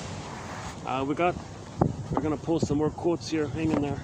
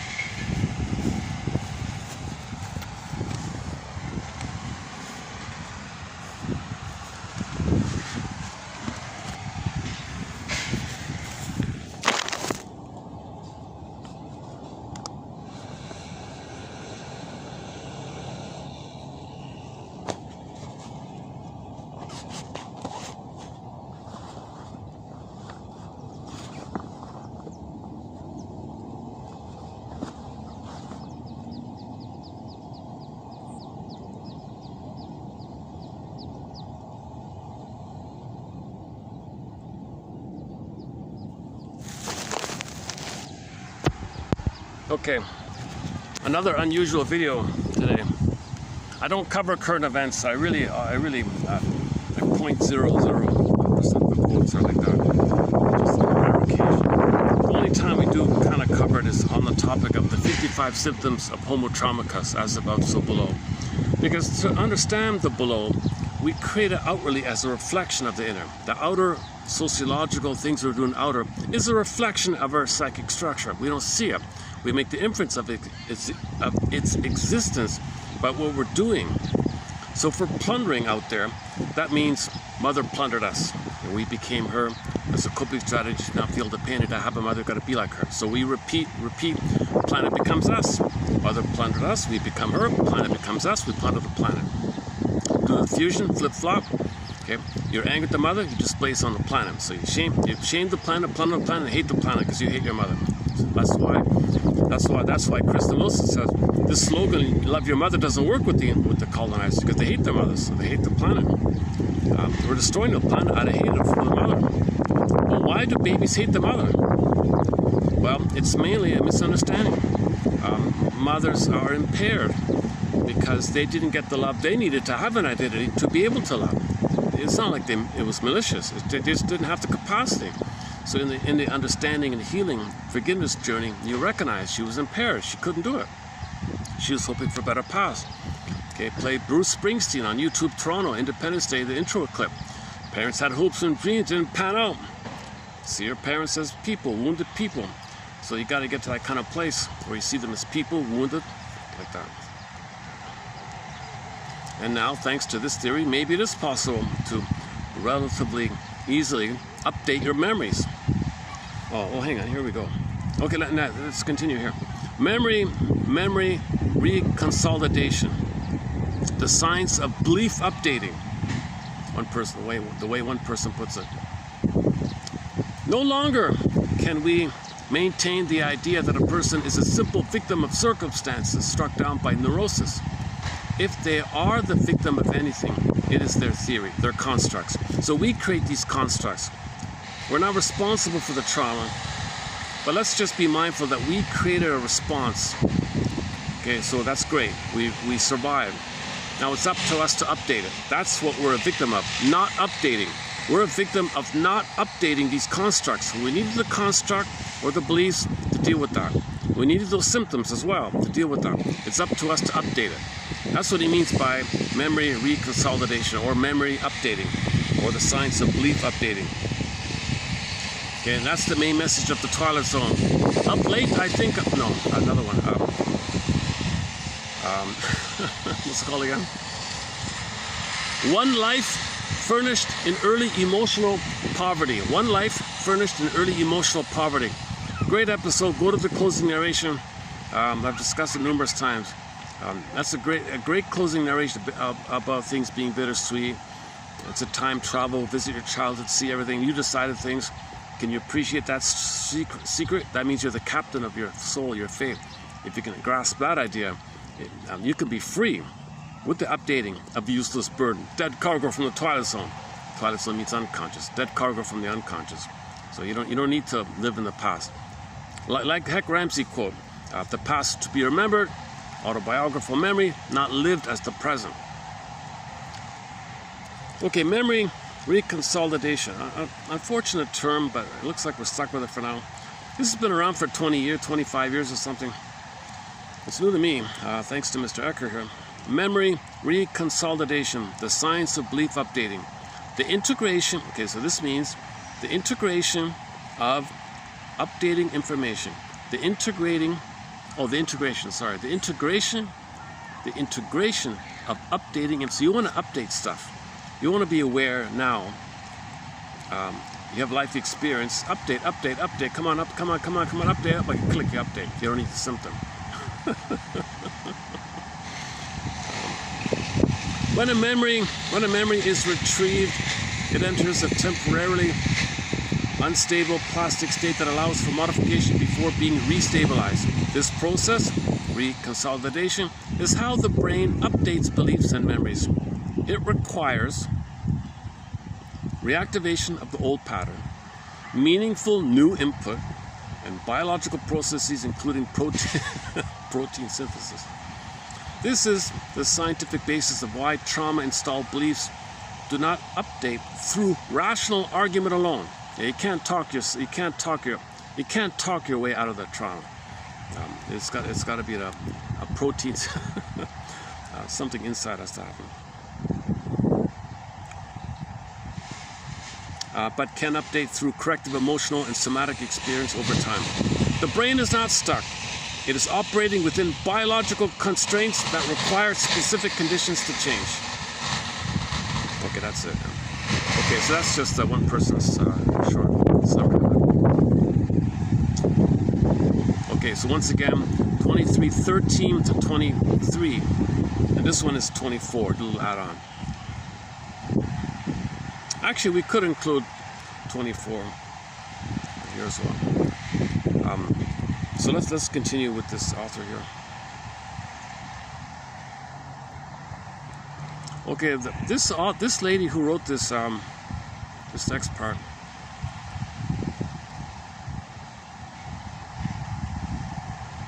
Oh no, was it her?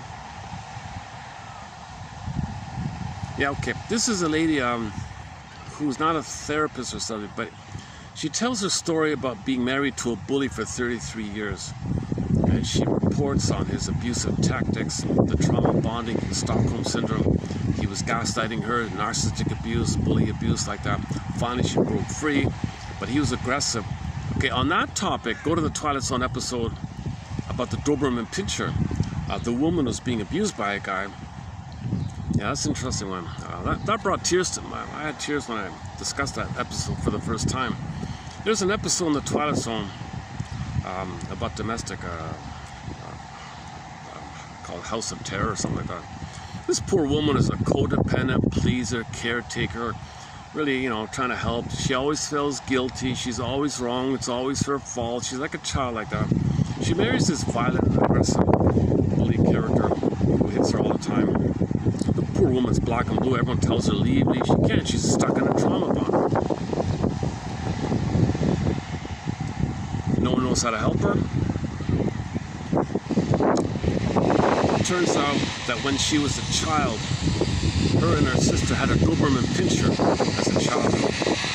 Her sister, in another city, sent her a little figurine of the Doberman Pinscher, like the black cat we saw, a black Doberman Pinscher. And she took a lot of comfort of the memory of when she was a child having that dog. That triggered the memory. It's in her unconscious. Now that dog, we know that dog would protect her the way that black cat protected her buddy, their little dog. So when she touched the figurine or something, she was reminded, oh, the memory, oh my God. Now this abusive husband, he wanted oneness. He wanted symbiosis with her. He was trying to create a Stockholm fusion. He wanted her to read his mind, meet his needs even before he knows what they are.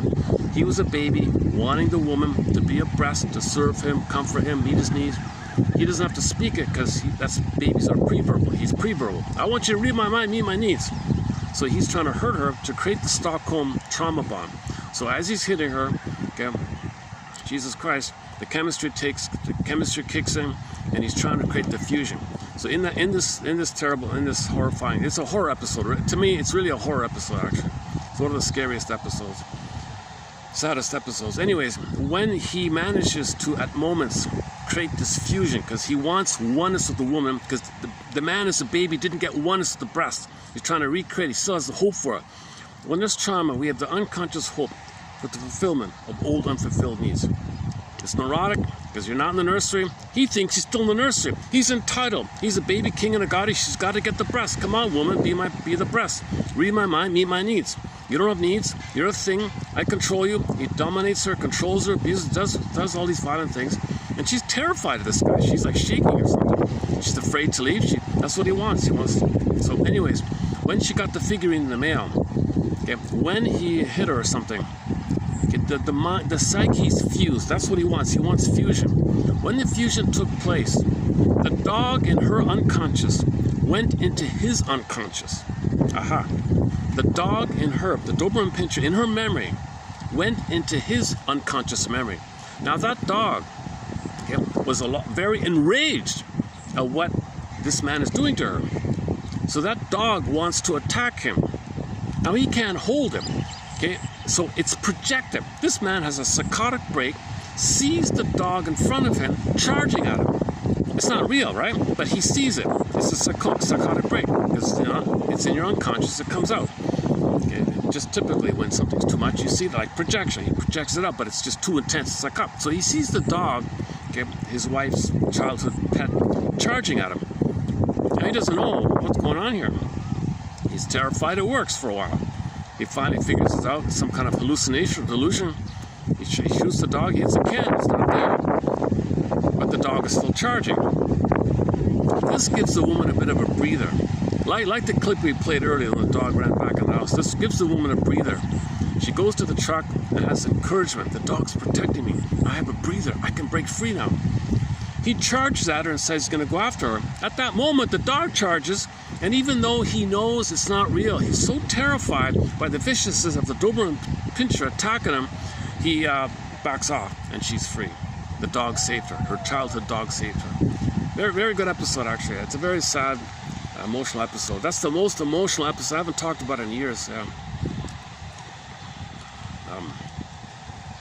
So this lady here is kind of like that woman in the Twilight Zone. So she wrote some notes about her journey to heal from being married to a bully and all that. So this is from this lady here. And she went to the hospitals and all this, and it made worse. So she says it's true.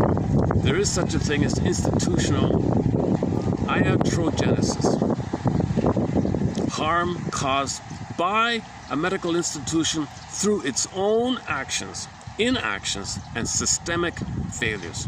It operates alongside institutional betrayal as a distinct and documented category of harm. And we have one quote about this.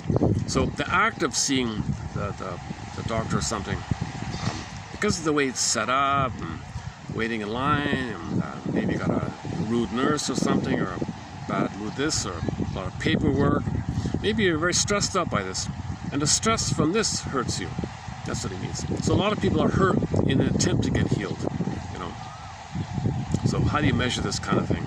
Like, if you didn't go there, would it be harmed? At least you had a chance to be helped. I don't know. That kind of. And there's a news item recently about a guy and went to the emergency room, and they didn't attend to him. They said, "Oh yeah, you're okay. Just wait." And the guy kaput. Can you believe it? What if you didn't go there? Maybe it would have been okay. He was stressed out, waiting or something. I don't know. So this is some people think this is among the top 10 reasons for the cause of death. Right?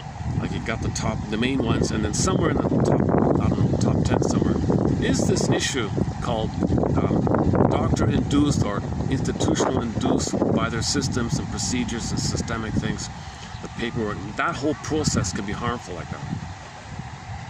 Something to keep in mind of. So she believes, in other words, this woman believes, because she went to get help and things got worse and all that. She says her blood, I don't have it here. She says her blood pressure went lower and lower, and she measured her blood because of the stress or something. Okay, so this is also from this young lady here. She doesn't use her real name. She uses an adopted name from the Hawaiian people. This is the second time I'm posting somebody's sharing like this, like somebody in recovery like this, and they write about it like their journal or something. We had a guy talked about relationships, but he's not a counselor, but it was good. I posted it. This is kind of like the second time we're posting something like this. Okay, so she says here, in my research and all this, I learned that the human brain does not store all knowledge in the same place or in the same way. The human brain does not store all knowledge in the same place in the same way. There are two fundamentally different memory and belief systems operating simultaneously, and they do not communicate with each other easily, especially after trauma. The more trauma, the more gap. That's the issue. The more trauma, the less communication between the two memory systems. Okay, the emotional brain, the survival system, and the living and love, trusting, reasonable brain. There's less communication. The trauma, you just focus on survival. If you're too focused on survival, you're not going to communicate with the living and loving place.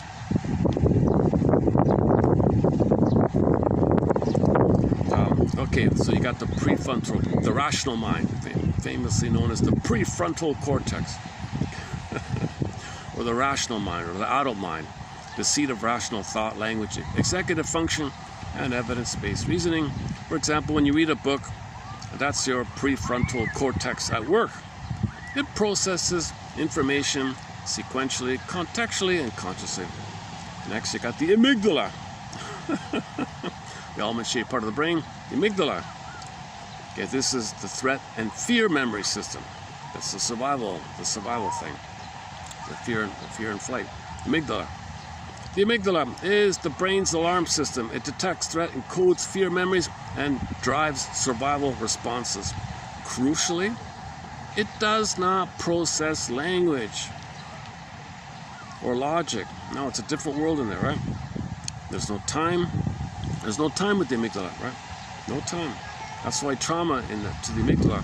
That's why people have a lifelong jungle mentality. That jungle mentality is only for the trauma with the mother. You're out of that time, but you overlay that to the world. You think you're always there like that.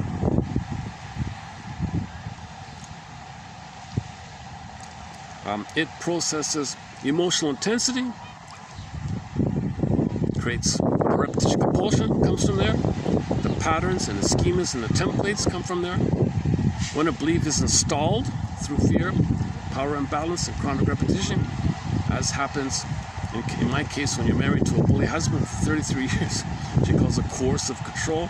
It is encoded in the amygdala and an implicit memory system, which operates entirely below conscious. Okay, now what she doesn't say is, why would she marry a bully guy? The mother must have been like that, or the father was like one of her parents was like that, and she's playing the passive one, and she's marrying. So, for example, if her mother was like this guy, she'll mimic the passive father, and be the nice father, and find a man like the mother. So she married her mother because she's frozen there and trying to get her father's needs met because she's playing the father, and teach her with why we pick the mates we do. So she's not talking about that kind of thing. She never addresses why she married the bully. Obviously the mother was one, right? Or the other way around.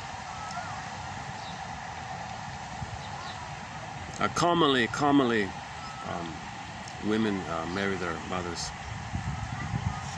No, sorry. Ann Teachworth says it's 50-50. It's about a 50-50 thing. Okay, next part here.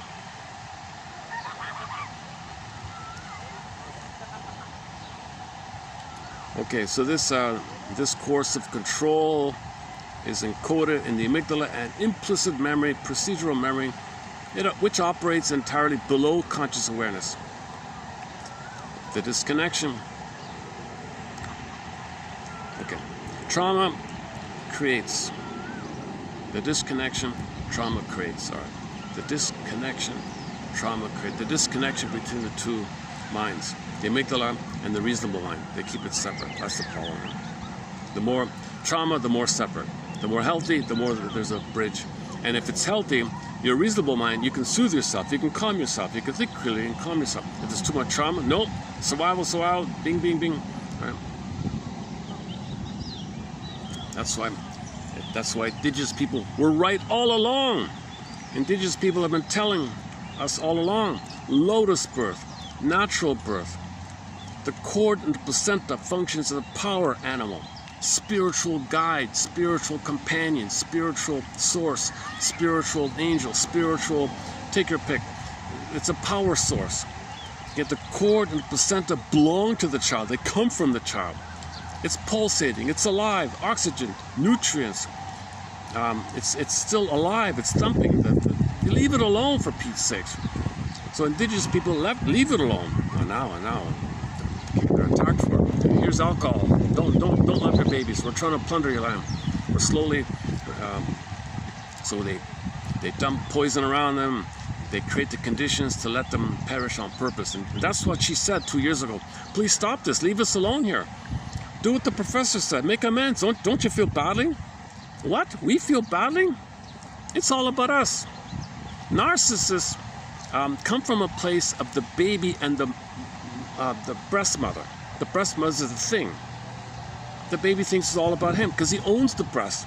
The breast should serve him. So in that mentality, okay, everything around the world should serve them. Okay? So the most traumatized, most trauma will think that. And it seems to be the most traumatized.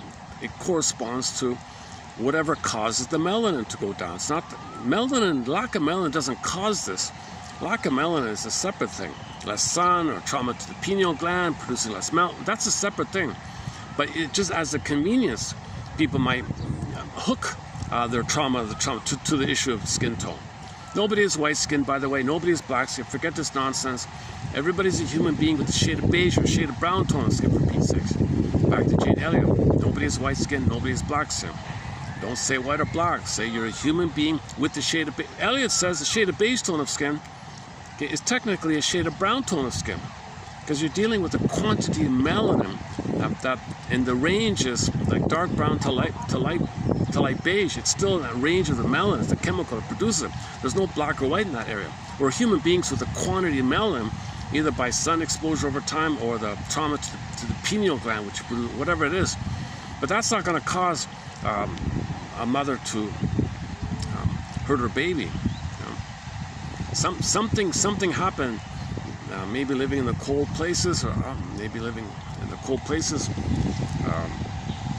Lack of diet or something. Lack of vegetables, they say. Who knows? Maybe could be other factors. Obviously, lifestyle and weather, lifestyle must have somewhere along the line. People traumatize themselves over there. And then from that kind of place, I'm all about me, everything's mine. They're still operating from the memory that the baby is entitled to have a mindness, like it's mine, the breast is mine. It's a oneness, it belongs to him, it serves him. He's meant to have one. It's failed, frozen, you overlay that and you apply, and you see your days through that one time event like that.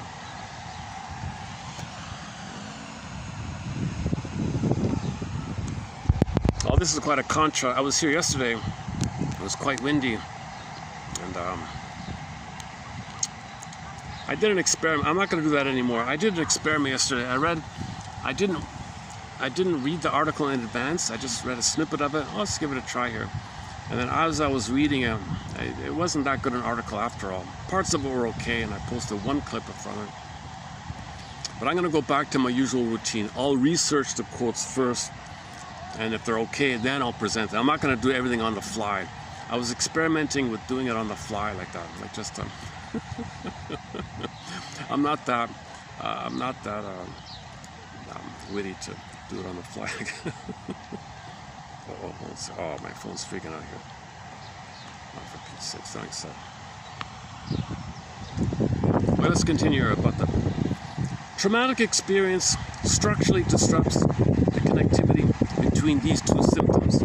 In healthy brains, like indigenous people, in healthy brains, the prefrontal cortex regulates and inhibits the amygdala.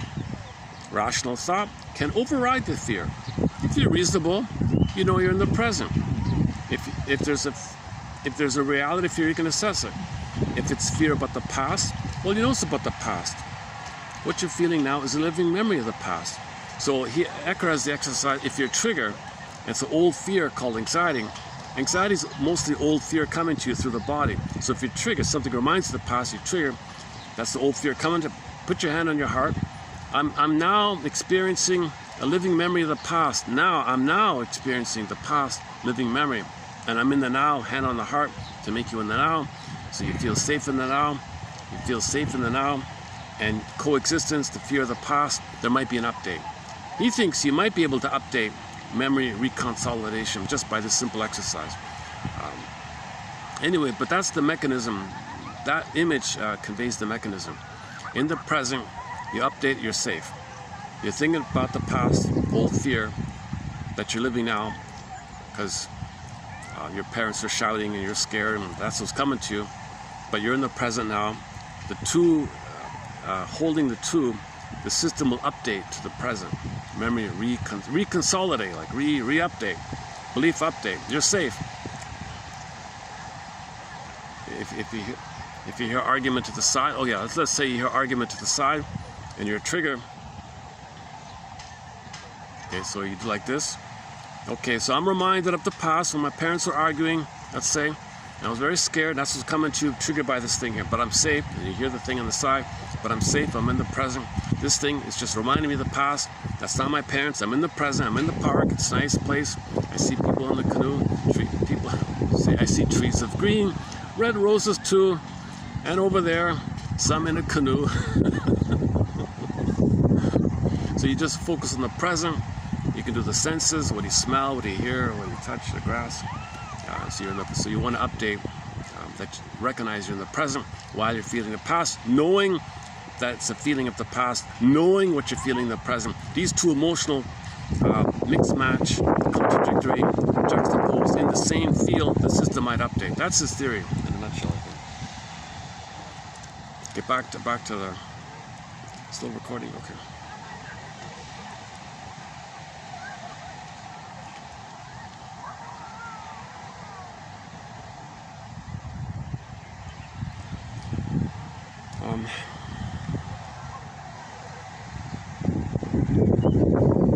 In trauma survivors, this inhibitory circuit is impaired. This disconnection is why a survivor can simultaneously comprehend the truth intellectually and still feel in the body and in the gut that the abuser's version must be correct. Oh, so she's saying that so she talks about how this abusive husband of hers would gaslight her big time. He was a huge gaslighter. The way she describes him, he was constantly gaslighting her. You're an idiot, you're only talking about, you're a fool, listen to me. He would shock her and hurt her, and then maybe throw her a little crumb of niceness. Oh, addiction, beep, beep, intermittent reinforcement. Random, intermittent cookie. Abuse, a little nice. You don't know when the nice is going to come, no pattern, like the pigeon. So back to the pigeon, right? If pigeon A gets a pellet with each peck, it's predictable. If the pellet stops, he pecks a few times, oh, he gets it, flies away. Pigeon B, he gets a food pellet intermittently. No pattern, can't make a rhyme or reason.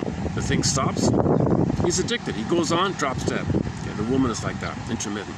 So abusers intuitively know to use intermittent reinforcement. Because they're intuitive, because the abuser is in a case of survival. The bully abuser is coming from the place that if he didn't have the mother in an aggressive way, if he didn't become the mother, he would have perished. He can't let up. That's fear. Anger in the outer against is the most final, last. There's no place to go. Although there is one place to go, called iagoism, passive aggressive, sneak around way. There's another one, passive aggressive. So he didn't click to the passive aggressive bully. He just became a direct over bully.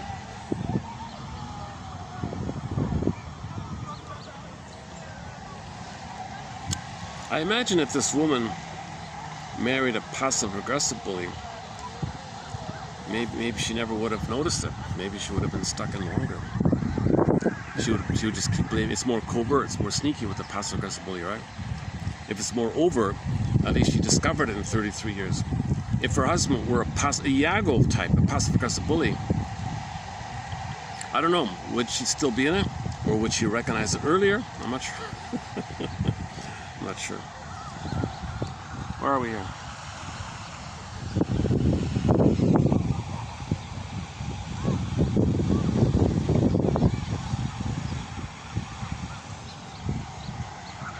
Okay, don't refer to, okay, if you're a trauma victim, don't say you're confused.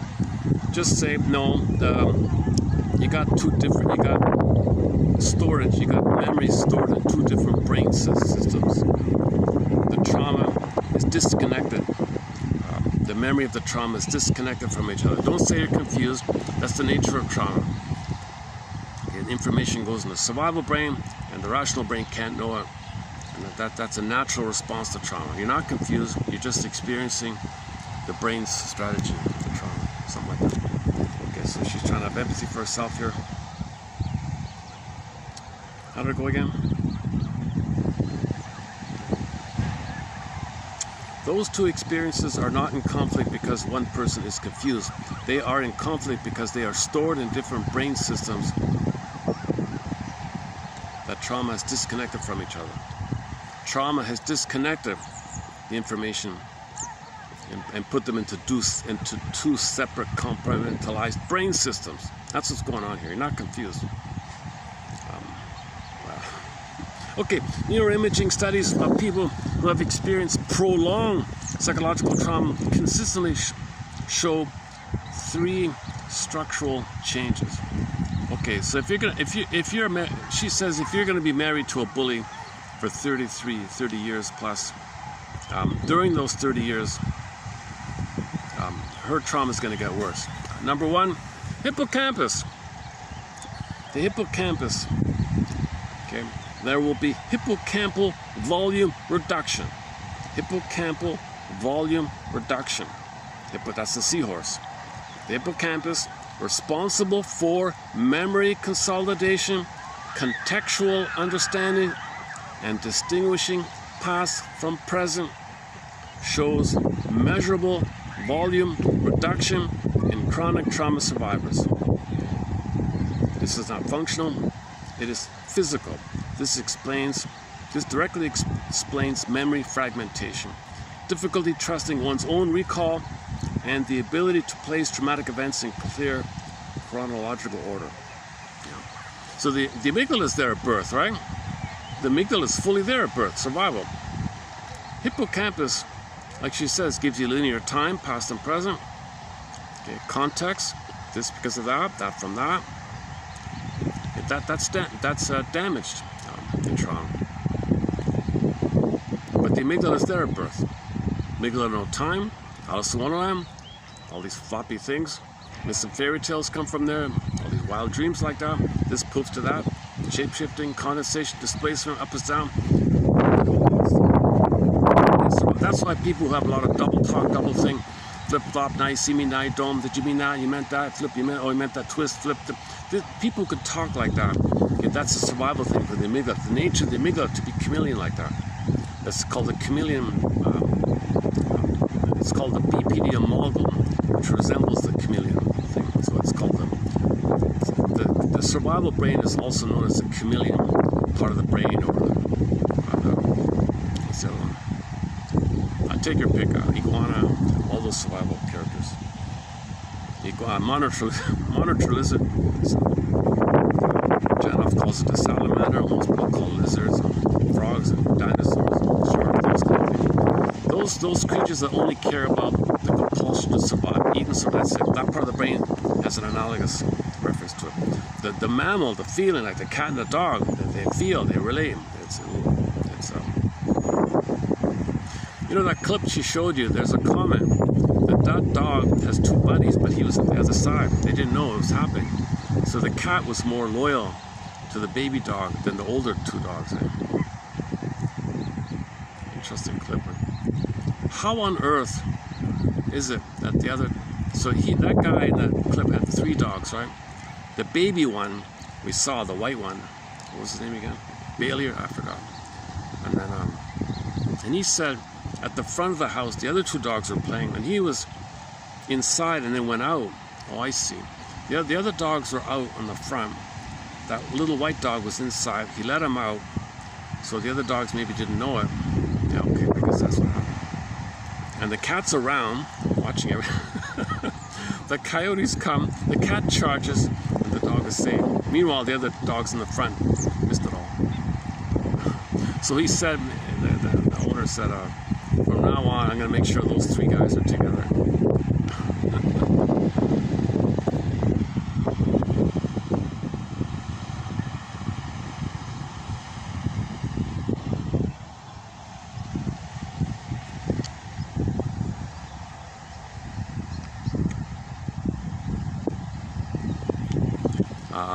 I recently posted a clip about on an ice. Okay, if you go to the short section, you'll see a clip about or look it up on YouTube. There's a frozen pond. The guy has three dogs. He throws a stick. The dogs are not familiar with ice, so they're chasing the stick and they're tumbling and falling over.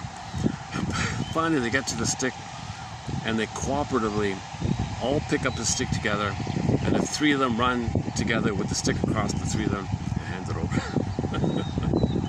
They didn't fight over the stick or compete. They cooperated. Fun little clip.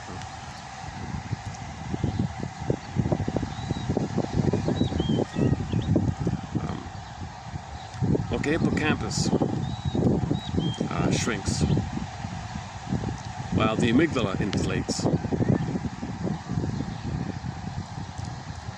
Okay, prefrontal cortex reduction and reduced activity. The prefrontal cortex, that's like the thinking brain, right? Thinking. Like you read a book, you understand. That's stuff. You understand time. You can go to school, you can speak and have language due to the cortex. Right? It's responsible for rational thought, a stable self-concept, and emotional regulation. Shows both volume reduction and reduced metabolic activity in chronic trauma survivors. Of course, if you're under stress, you can't think clearly. You can't think clearly when you're under too much stress. We know that. People go to school and can't concentrate. That's going to be there. This is the part of the brain that says, I know who I am and I trust my perceptions. But chronic coercive control, like my bully husband, she says here, diminishes this. And it physically diminishes. This is why reading evidence that contradicts the installed narrative doesn't feel sufficient. The structure responsible for integrating that evidence has been compromised. Okay, yeah. That's why you want to calm down and do self-soothing exercises and then see if you can integrate her. Okay, amygdala, EAS, enlarged amygdala syndrome. Here's yet another reference to the theory that the amygdala literally can enlarge in order to pump out cortisol, adrenaline, dopamine, fight or flight, stress, revved up, hypervigilant, hyperalert. The amygdala can be enlarged. Hippocampus too short, cortex. The volume and the other two are too little, and the amygdala. So that's you're very trauma. The more trauma, the more EAS. There's a comedy film called Bob and His Enlarged Amygdala. It's a wacky, zany, little, I don't know, tongue-in-cheek film, but you'll get the idea. In an over-the-top, slightly ridiculous way, but the idea is there. EAS, enlarged amygdala syndrome. It's a 30-minute indie home film on YouTube. Bob and His Enlarged Amygdala. So Bob had an enlarged amygdala. Okay. Anyways, it shrunk finally. He was reasonable. In the end, he was dancing. He was reasonable, intelligent, calm, reasonable. He was no longer a bigot. He was a reasonable, intelligent man compared to the beginning when he was a bigot. So he started off as a bigot, and then he shrunk the amygdala. He was a calm, intelligent, sensible, intelligent, likable person. And he gave good answers to the questions. And the people asking them had EAS. Even one of his doctors had even one of his own doctors had EAS. This Dr. Schleppe or something.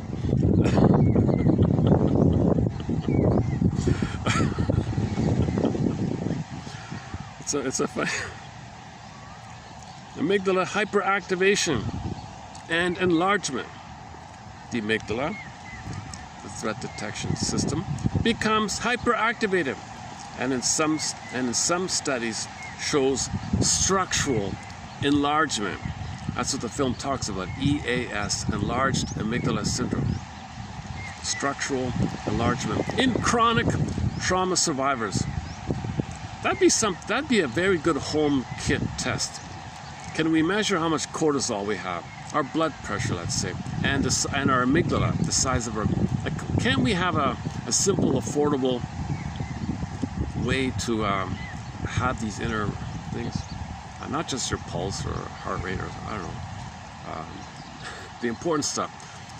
Your cortisol level. Blood pressure is easy to measure, right? What else? Well, body temperature. Yeah, she said her body temperature was erratic. Janoff makes a big deal about when you heal from trauma, your body temperature drops and cools a bit. That's his way to measure his therapy thing. It worked. Your temperature is cooler, you're calmer, and your body temperature is more normal, whereas before it was too high. She says it was the reverse for her. It was too low for her. She was always too cold.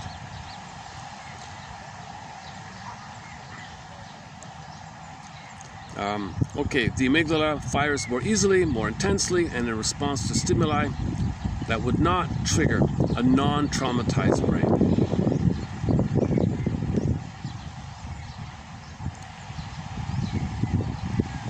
Yeah, honestly speaking, I would be a little alert with sounds around me or something, but the average person might not. They wouldn't think anything of it, right? So I have not been analyzed. Disclaimer, I'm not a counselor. I can't even join Ecker's listserv. You got to be a counselor for that. I'd love to join that listserv of his. No, screen, you got to be counselor. Are you a counselor? No, I'm not. Sorry, can't. I posted some clips of him from YouTube recently. His website is Coherence Therapy. The phrase coherence means it makes sense that your unconscious wants the symptom. It's a coherent thing. I get it. I understand. So a little empathy for yourself. If you have a my take on it is if you see somebody doing something you don't like, you gotta have a empathy in the sense that their unconscious wants that person to do that annoying thing, because their unconscious thinks if they didn't do that annoying thing, they'd perish. A little empathy. Now they got to update. Everybody's got to update. That's the whole thing here. We got to update. Like our first quote here.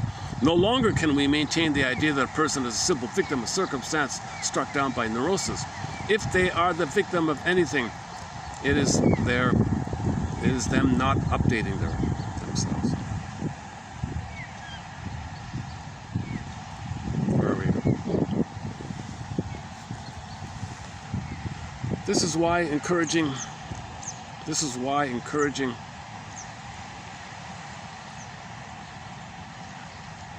Oh, so she says she can still get triggered by this guy. She's still trying to recover from this guy. Okay.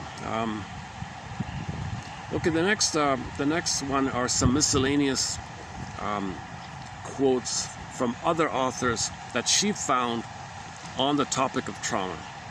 So this is from the same article of her, but it's not from her.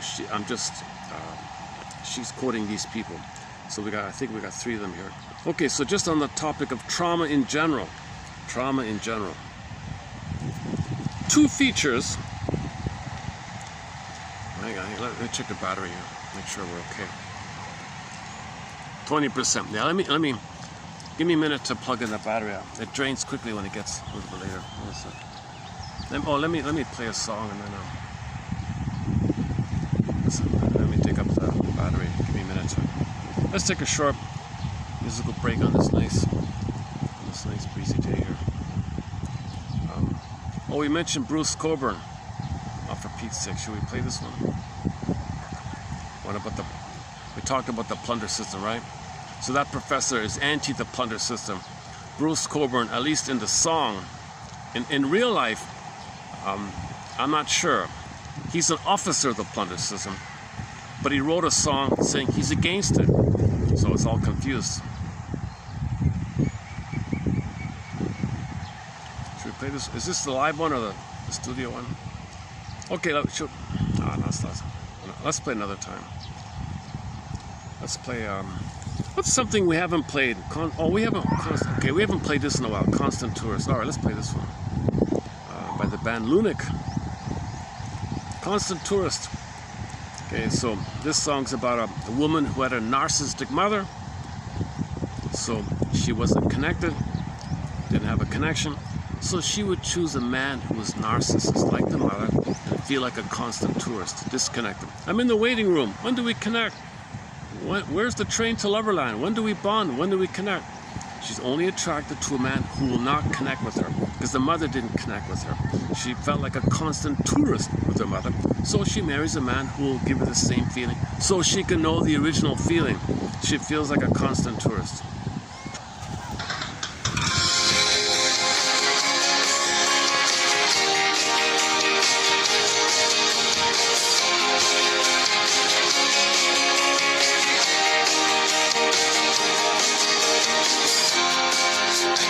Forehead, it says, don't touch. Taste, but don't swallow. My heart has been your playground. You never ask, you never apologize. I was standing outside powerless, watching you fade away. You've always been out of reach. By your side I always felt stuck in a waiting room. Didn't ever catch the train of Loverland. I was running without leaving. A constant tourist I have been in your world.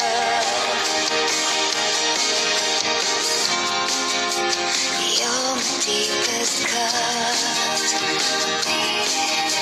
The wound doesn't bleed anymore. Now the scar hurts. Oh, I was standing outside powerless, watching you fade away. You've always been out of reach. By your side I always felt stuck in a waiting room. Didn't ever catch the train of Loverland. I was running without leaving.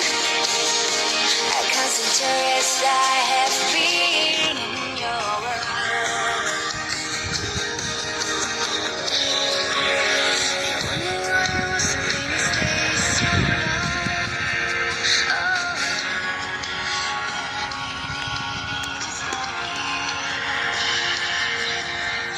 Always put you first.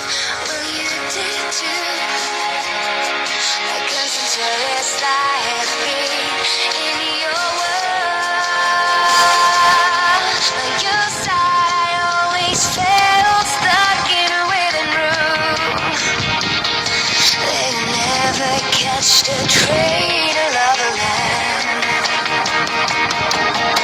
I was running without leaving.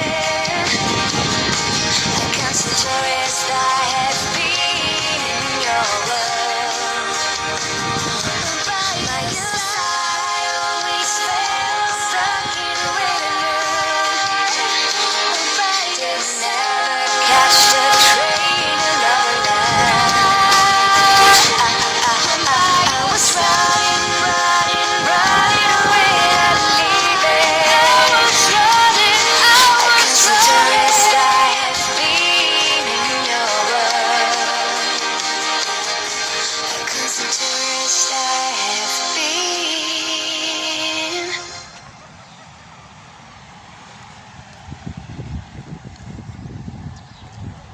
Okay, let's continue here.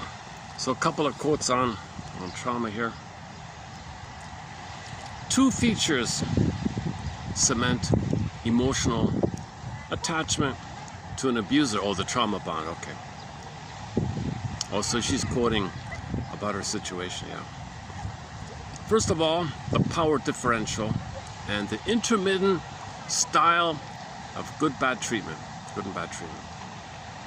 So if he's got more money or power or whatever, so your unconscious authority need for a parent and his intermittent stuff. Trauma bonding results from intentional reinforcement and domination shaped by the survivor's trauma history and adaptive survival responses. Trauma bonds are not signs of weakness or mutual dysfunction.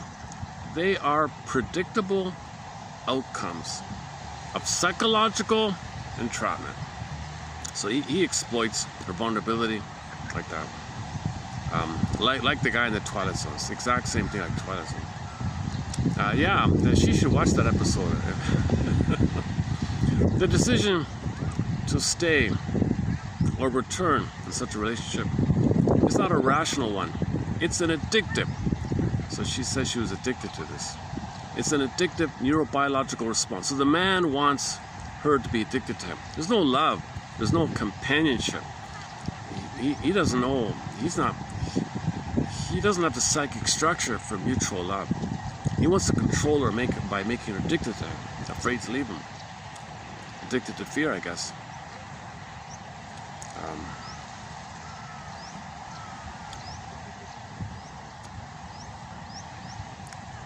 And this can happen theoretically to anybody after a toxic relationship like this. All right, next one here. Dopamine flows more readily when rewards are given on an unpredictable the pigeonhole. Right? Dopamine flows more readily when rewards are given on an unpredictable schedule rather than predictably. Intermittent reinforcement, you know about that. The random acts of tenderness during the devaluation phase actually help cement the reward circuit rather than weaken it. So there'll be a moment when he's nice and gives you gives her flowers, I guess. The brain becomes addicted to the unpredictability itself. Oh, okay, here we go. I didn't see that. The brain becomes addicted to the unpredictability itself. Oh, I didn't know that. That makes sense. This directly explains why the relationship felt more intense than healthy relationships, and why leaving produced withdrawal rather than relief. So she had withdrawal symptoms, this woman said. In relationships marked by coercive control, she calls it, the survivor's nervous system learns to stay in chronic hypervigilance. The hippocampus struggles to lay down coherent memories. That's the seahorse. Can't swim. Come on, seahorse, you can do it. The prefrontal cortex becomes less active. Come on, cortex. When fear responses dominate. The confusion is then exploited by the abuser, who alternate fear with intermittent kindness, activating the dopamine reward system and creating trauma bonds. Yeah, that's it. Okay, 32-24. Yeah, not a bad little set there. All right. Okay, so go to 22. I might have to, this is on a little on the longer side. I might have to trim parts of this, so one of them might be missing. One of these parts might be missing. I went over my limit.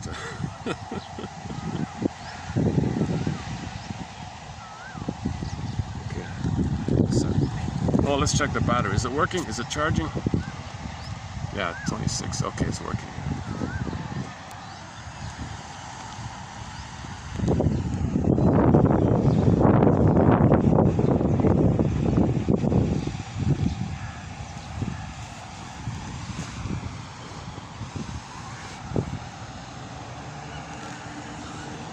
Well, there's our baby crane.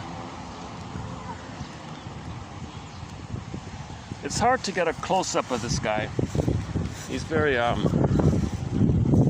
he flies off very quickly, this little guy. Can you see a little white, something in the middle of the screen? Can you see a white speck? I think it's a baby crane of some kind.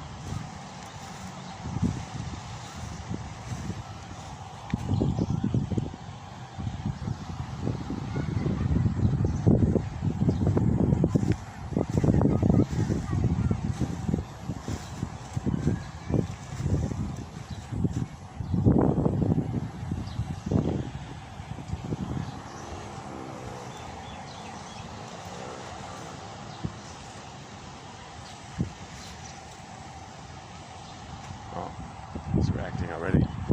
All right, he's about to fly.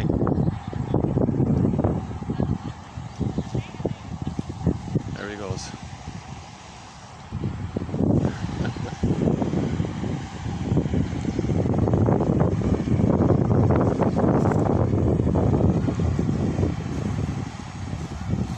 Oh, what a perfect landing, eh? Nice little pop there.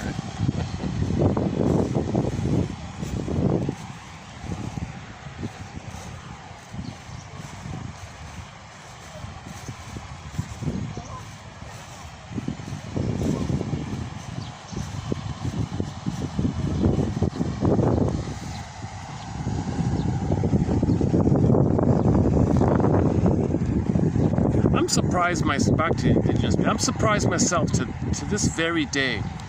You'll hear a lot of very negative things being said about indigenous people. Are you kidding me? Still? After all they've suffered, after all that's happened to them, you still have these irrational ideas? Unbelievable.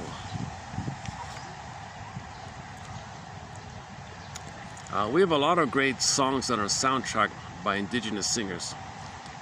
Beatrice Deer, Yiddi Sapi, Susan Aglukart, a band called Eastern Owl, that song called Child of the Government about stealing the babies away. 20,000 babies ripped away from their mother's arms in just one decade. Can you believe it? 20,000 babies ripped away. Baby came out, they took it away. Can you imagine that? That's just recently. Can't apologize. The apologies are a little kind of like the Heck Ramsey show. They're superficial, they don't count, and sideways, violated. I don't know. What else we have? Brian Andre, a few of his songs. Brian Andre, the Cashin Band, of course. Robbio Romero, his big hit called Harpy, that one.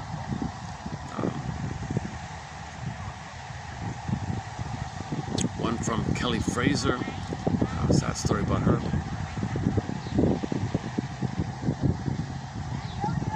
Oh, there's more. I'm not thinking clearly. My hippocampus is under my amygdalas too.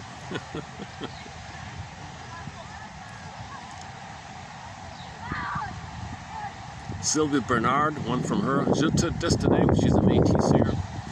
Another Métis, Jenny Luzon, Broken Spirit.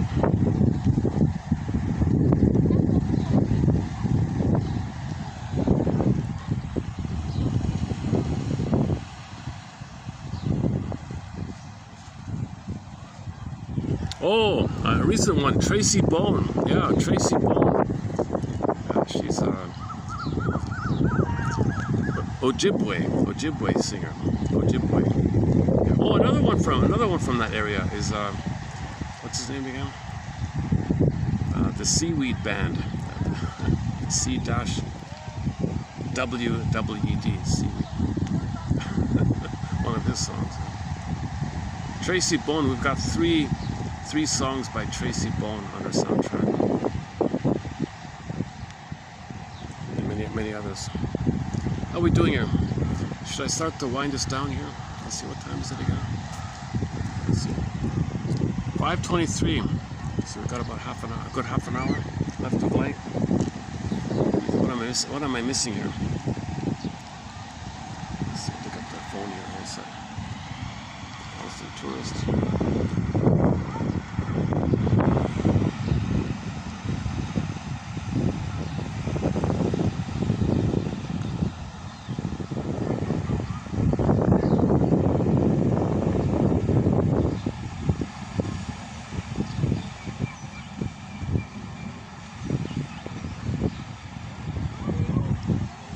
So in the box below, we're posting some of the Ecker quotes here, 3220. I've discussed this already in the past week, so I won't redo it here, but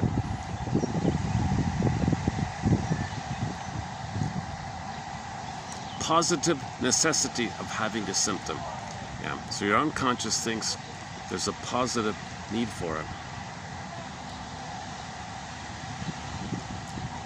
To expose this to yourself, or to make it aware to yourself, you can try out various sentence completion exercise or sentence stems, and let the sentence just complete itself.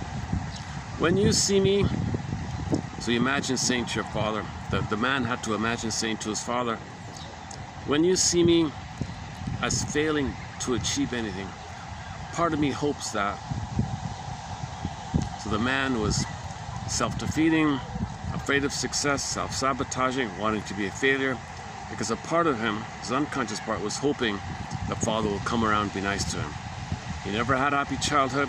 He felt he was owed it. He felt it was unfair to not have a happy childhood, so he's going to stay down waiting for his parents to be nice to him. It was the huge grief work to realize that's not going to happen. If I have my own successes, Dad, you will see me as capable and doing well. Then I'll have no chance of that. And then you'll say you're a good father. I'm so angry at that. I'm waiting for you to be a good father. I don't want to give up that chance of you being a good father for me. So I'm not going to be successful because I'm waiting for that. If I'm successful despite it, I'll have to give up that chance. It's not fair. Something like that.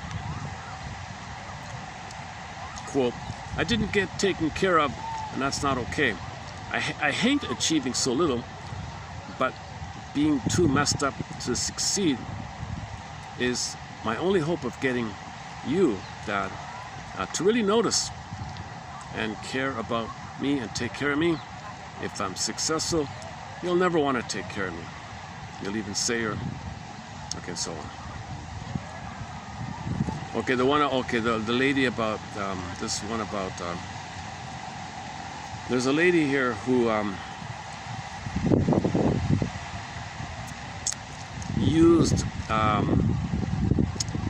didn't want to be happy because she thought it would mean disconnection from somebody she was connected to. So as a defense against admitting the loss, she stayed sad, and that was her way to keep the connection.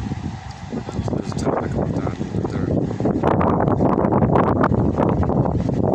Initially, the client's anti-symptom position and pro-symptom position are completely unconnected. And in the course of the discovery, hang on a second, and integration work,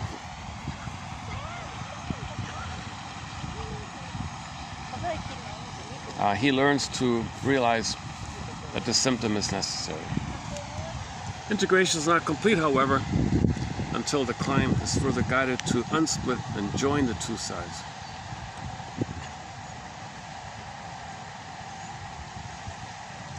Okay, and it goes on, yeah. Oh, here's the key.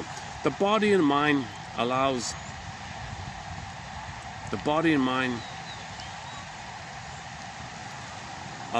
coexistence of any number of contradictory, incompatible constructs, schemas, knowings, as long as the contradictory knowings are held separately, never come into mutual contact, never enter the same field of awareness, never are experienced together. However, the brain and mind do not tolerate an incompatibility or contradiction between constructs that are co-present in the same field of awareness, juxtaposed and experienced together.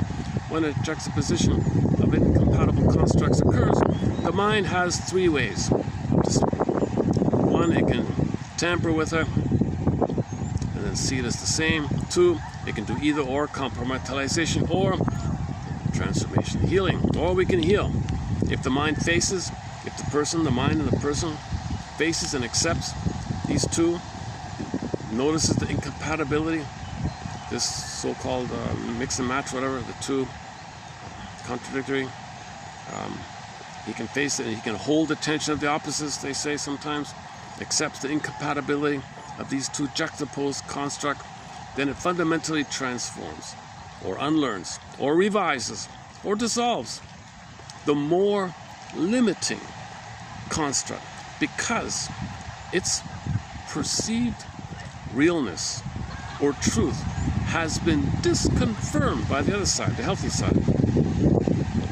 The symptom-generating schema is unlearned and nullified when it and some other fundamentally incompatible living knowledge are subjectively experienced together, juxtaposed in the same field of awareness.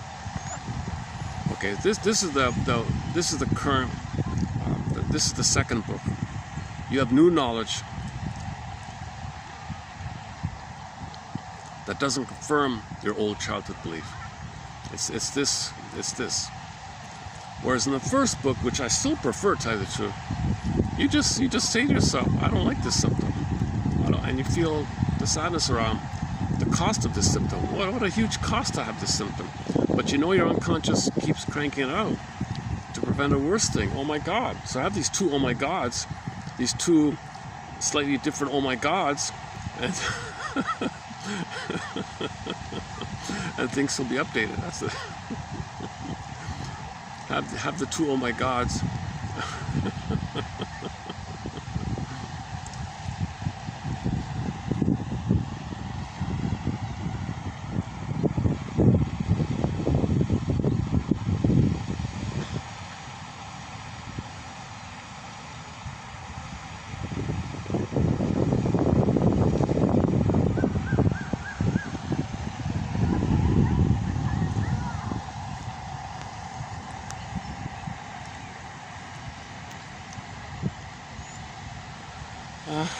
Just take a breather here.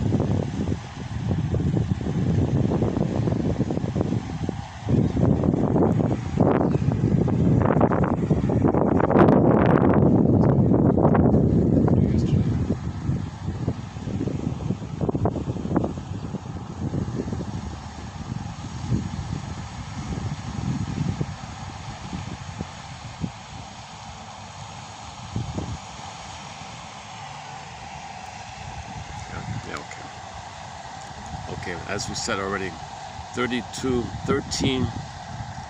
23, you'll get all the Ecker quotes. I think I'm going to kind of put this Ecker material kind of on hold for a while, because I feel like I did like a crash run through it.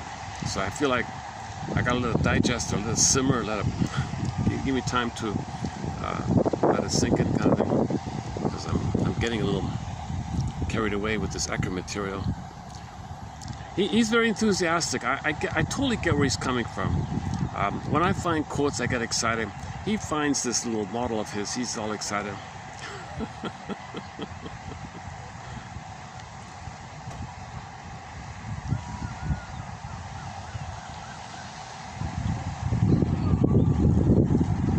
And I mentioned this guy, Robert Kelly, yesterday a little bit, of a personal construct theory.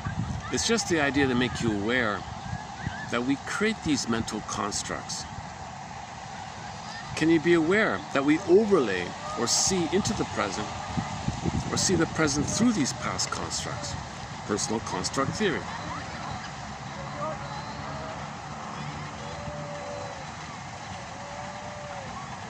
Which is sort of like the precursor to this memory reconciliation theory, this personal construct theory. But this personal construct theory, you got internal object relations theory, and all the quotes from previous philosophers on the idea that yes, there's a common reality, but we all see it a little different. That's been around a long time. Yeah. What was it? Should we do that one again? Okay, no, it's in there. It's in there. I guess I should just wrap it up here. Oh, here. Oh, let's do this. Let's go to Radio Garden, fish around for a song, and when we find a nice song, I'll wrap it up here. Hang on a sec. It's a fun website, this Radio Garden. You go to Radio Garden, and you get a world map with thousands of dots on it. Who knows how many dots? You get all these dots all around. You get all these dots, and every dot is a radio station. If you move the circle over a dot, you get to hear the radio station from that place. A lot of talk radio, but occasionally I find some good music. Yesterday we found a good song from Greece. Let's see if we can get lucky and find another one.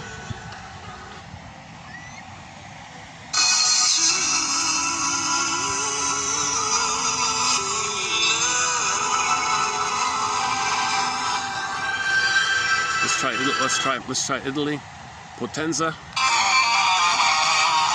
Salutiamo anche Raffaele, Lucia che ci salutano dal web, buongiorno. Mamma mia, buongiorno, vieni qua a mangiare.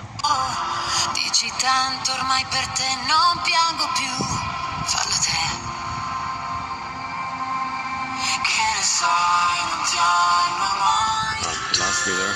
All right.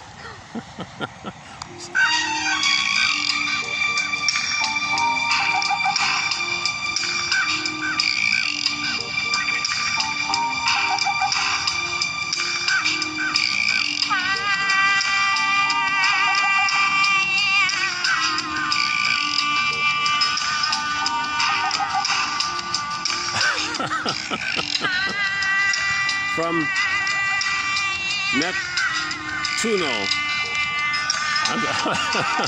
Is this really Italian? This jungle music here.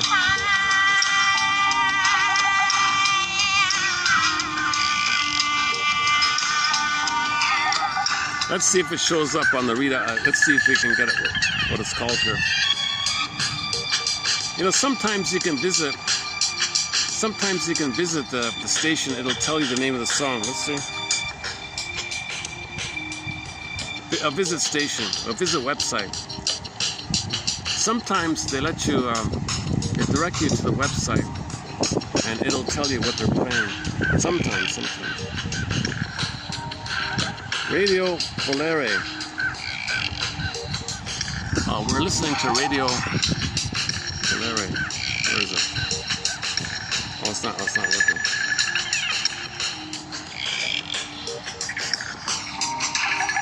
Well, that's the radio station's website. Okay, let's just wrap it up here. Thanks very much. Your mission submitted for your approval and consideration, should you choose to accept it, as they say in the show, is to skim and scam the quotes here in this channel between 2313 to 23 or 24, today's one as well, and see what you make of it. Try them on. Metaphors be with you. Metaphors be with you. That's pretty good. It doesn't say what it is, huh?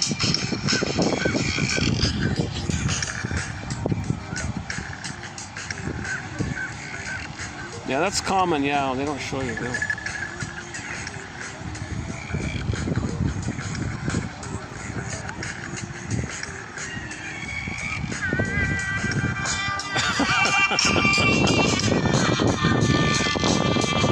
Hopefully it'll show up as a copyrighted song, and that way I'll know what it is.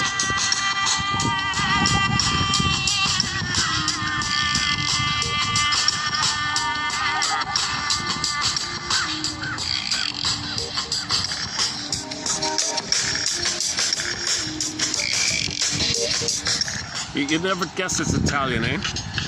Or whatever this is. Somewhere along the west coast, halfway down.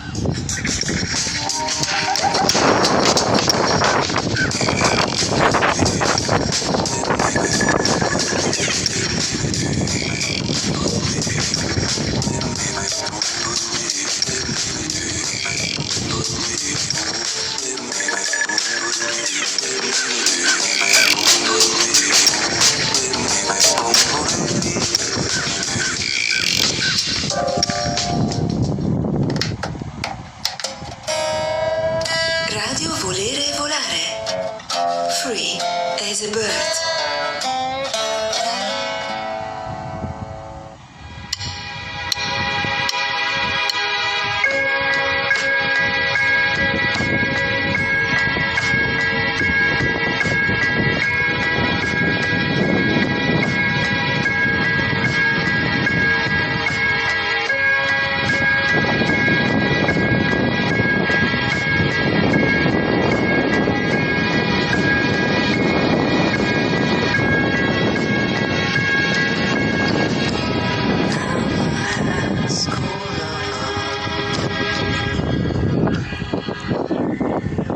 I'll definitely visit this channel again. Radio Volare from Italy. Okay, let's wrap it up here. From the city Nettuno, double T, Nettuno. Uno, think of uno, duo, Nettuno, Italy. And let's hope we can update and get more clarity and see if it's really possible to do this memory reconciliation or memory updating thing. Let's see if there's a way to present it whereby anybody. Ecker says it's theoretically possible to just read about it and do it yourself. He thinks it's possible to do this on your own like that if it's spelled out clearly. There's got to be a right balance of how much emotion can you bring up. Too much, you flood, you can't do it. Too little, doesn't work. You need a right amount of emotion on two sides. It's an emotional experience. You can't just do it in your head, of course. You got to feel the two sides, and then things update. All right. I'll see you next video here. I'll definitely visit this channel, Free as a Bird, called Free as a Bird. Radio Volare. Oh, Radio Volare e Volare. Oh, Radio Volare e Volare. Radio Volare e Volare. Something like that. We'll visit this channel again. And we'll see if we can find some more cool tunes. This might be like an ambient kind of a slightly new agey kind of channel.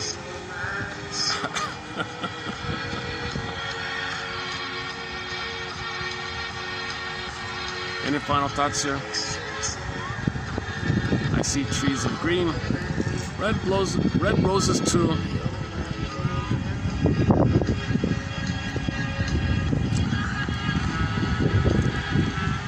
Okay, grazie to these musicians here. Should we do the pigeon joke? We talked about pigeons today. Okay, let me do the pigeon joke another time. For the yeah, metaphors be with you, and may all these quotes hopefully be some source of inspiration. And I'll see you. Oh, it's finished? Oh, here's the next song. Wait for the next song. What's this one?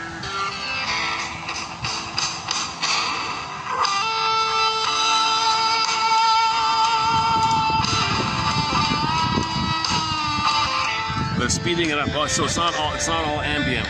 They've got some. Well, it must be an okay, whatever. Thanks very much. I'll see you in the next video. Metaphors be with you. Metaphors. Remember, metaphors. They do this carrying thing where they bridge unconscious to conscious, unconscious to conscious, unconscious to conscious, conscious to unconscious. And you need this bridging thing. If that goes on in the mind too, remember in trauma, the link between the two is damaged.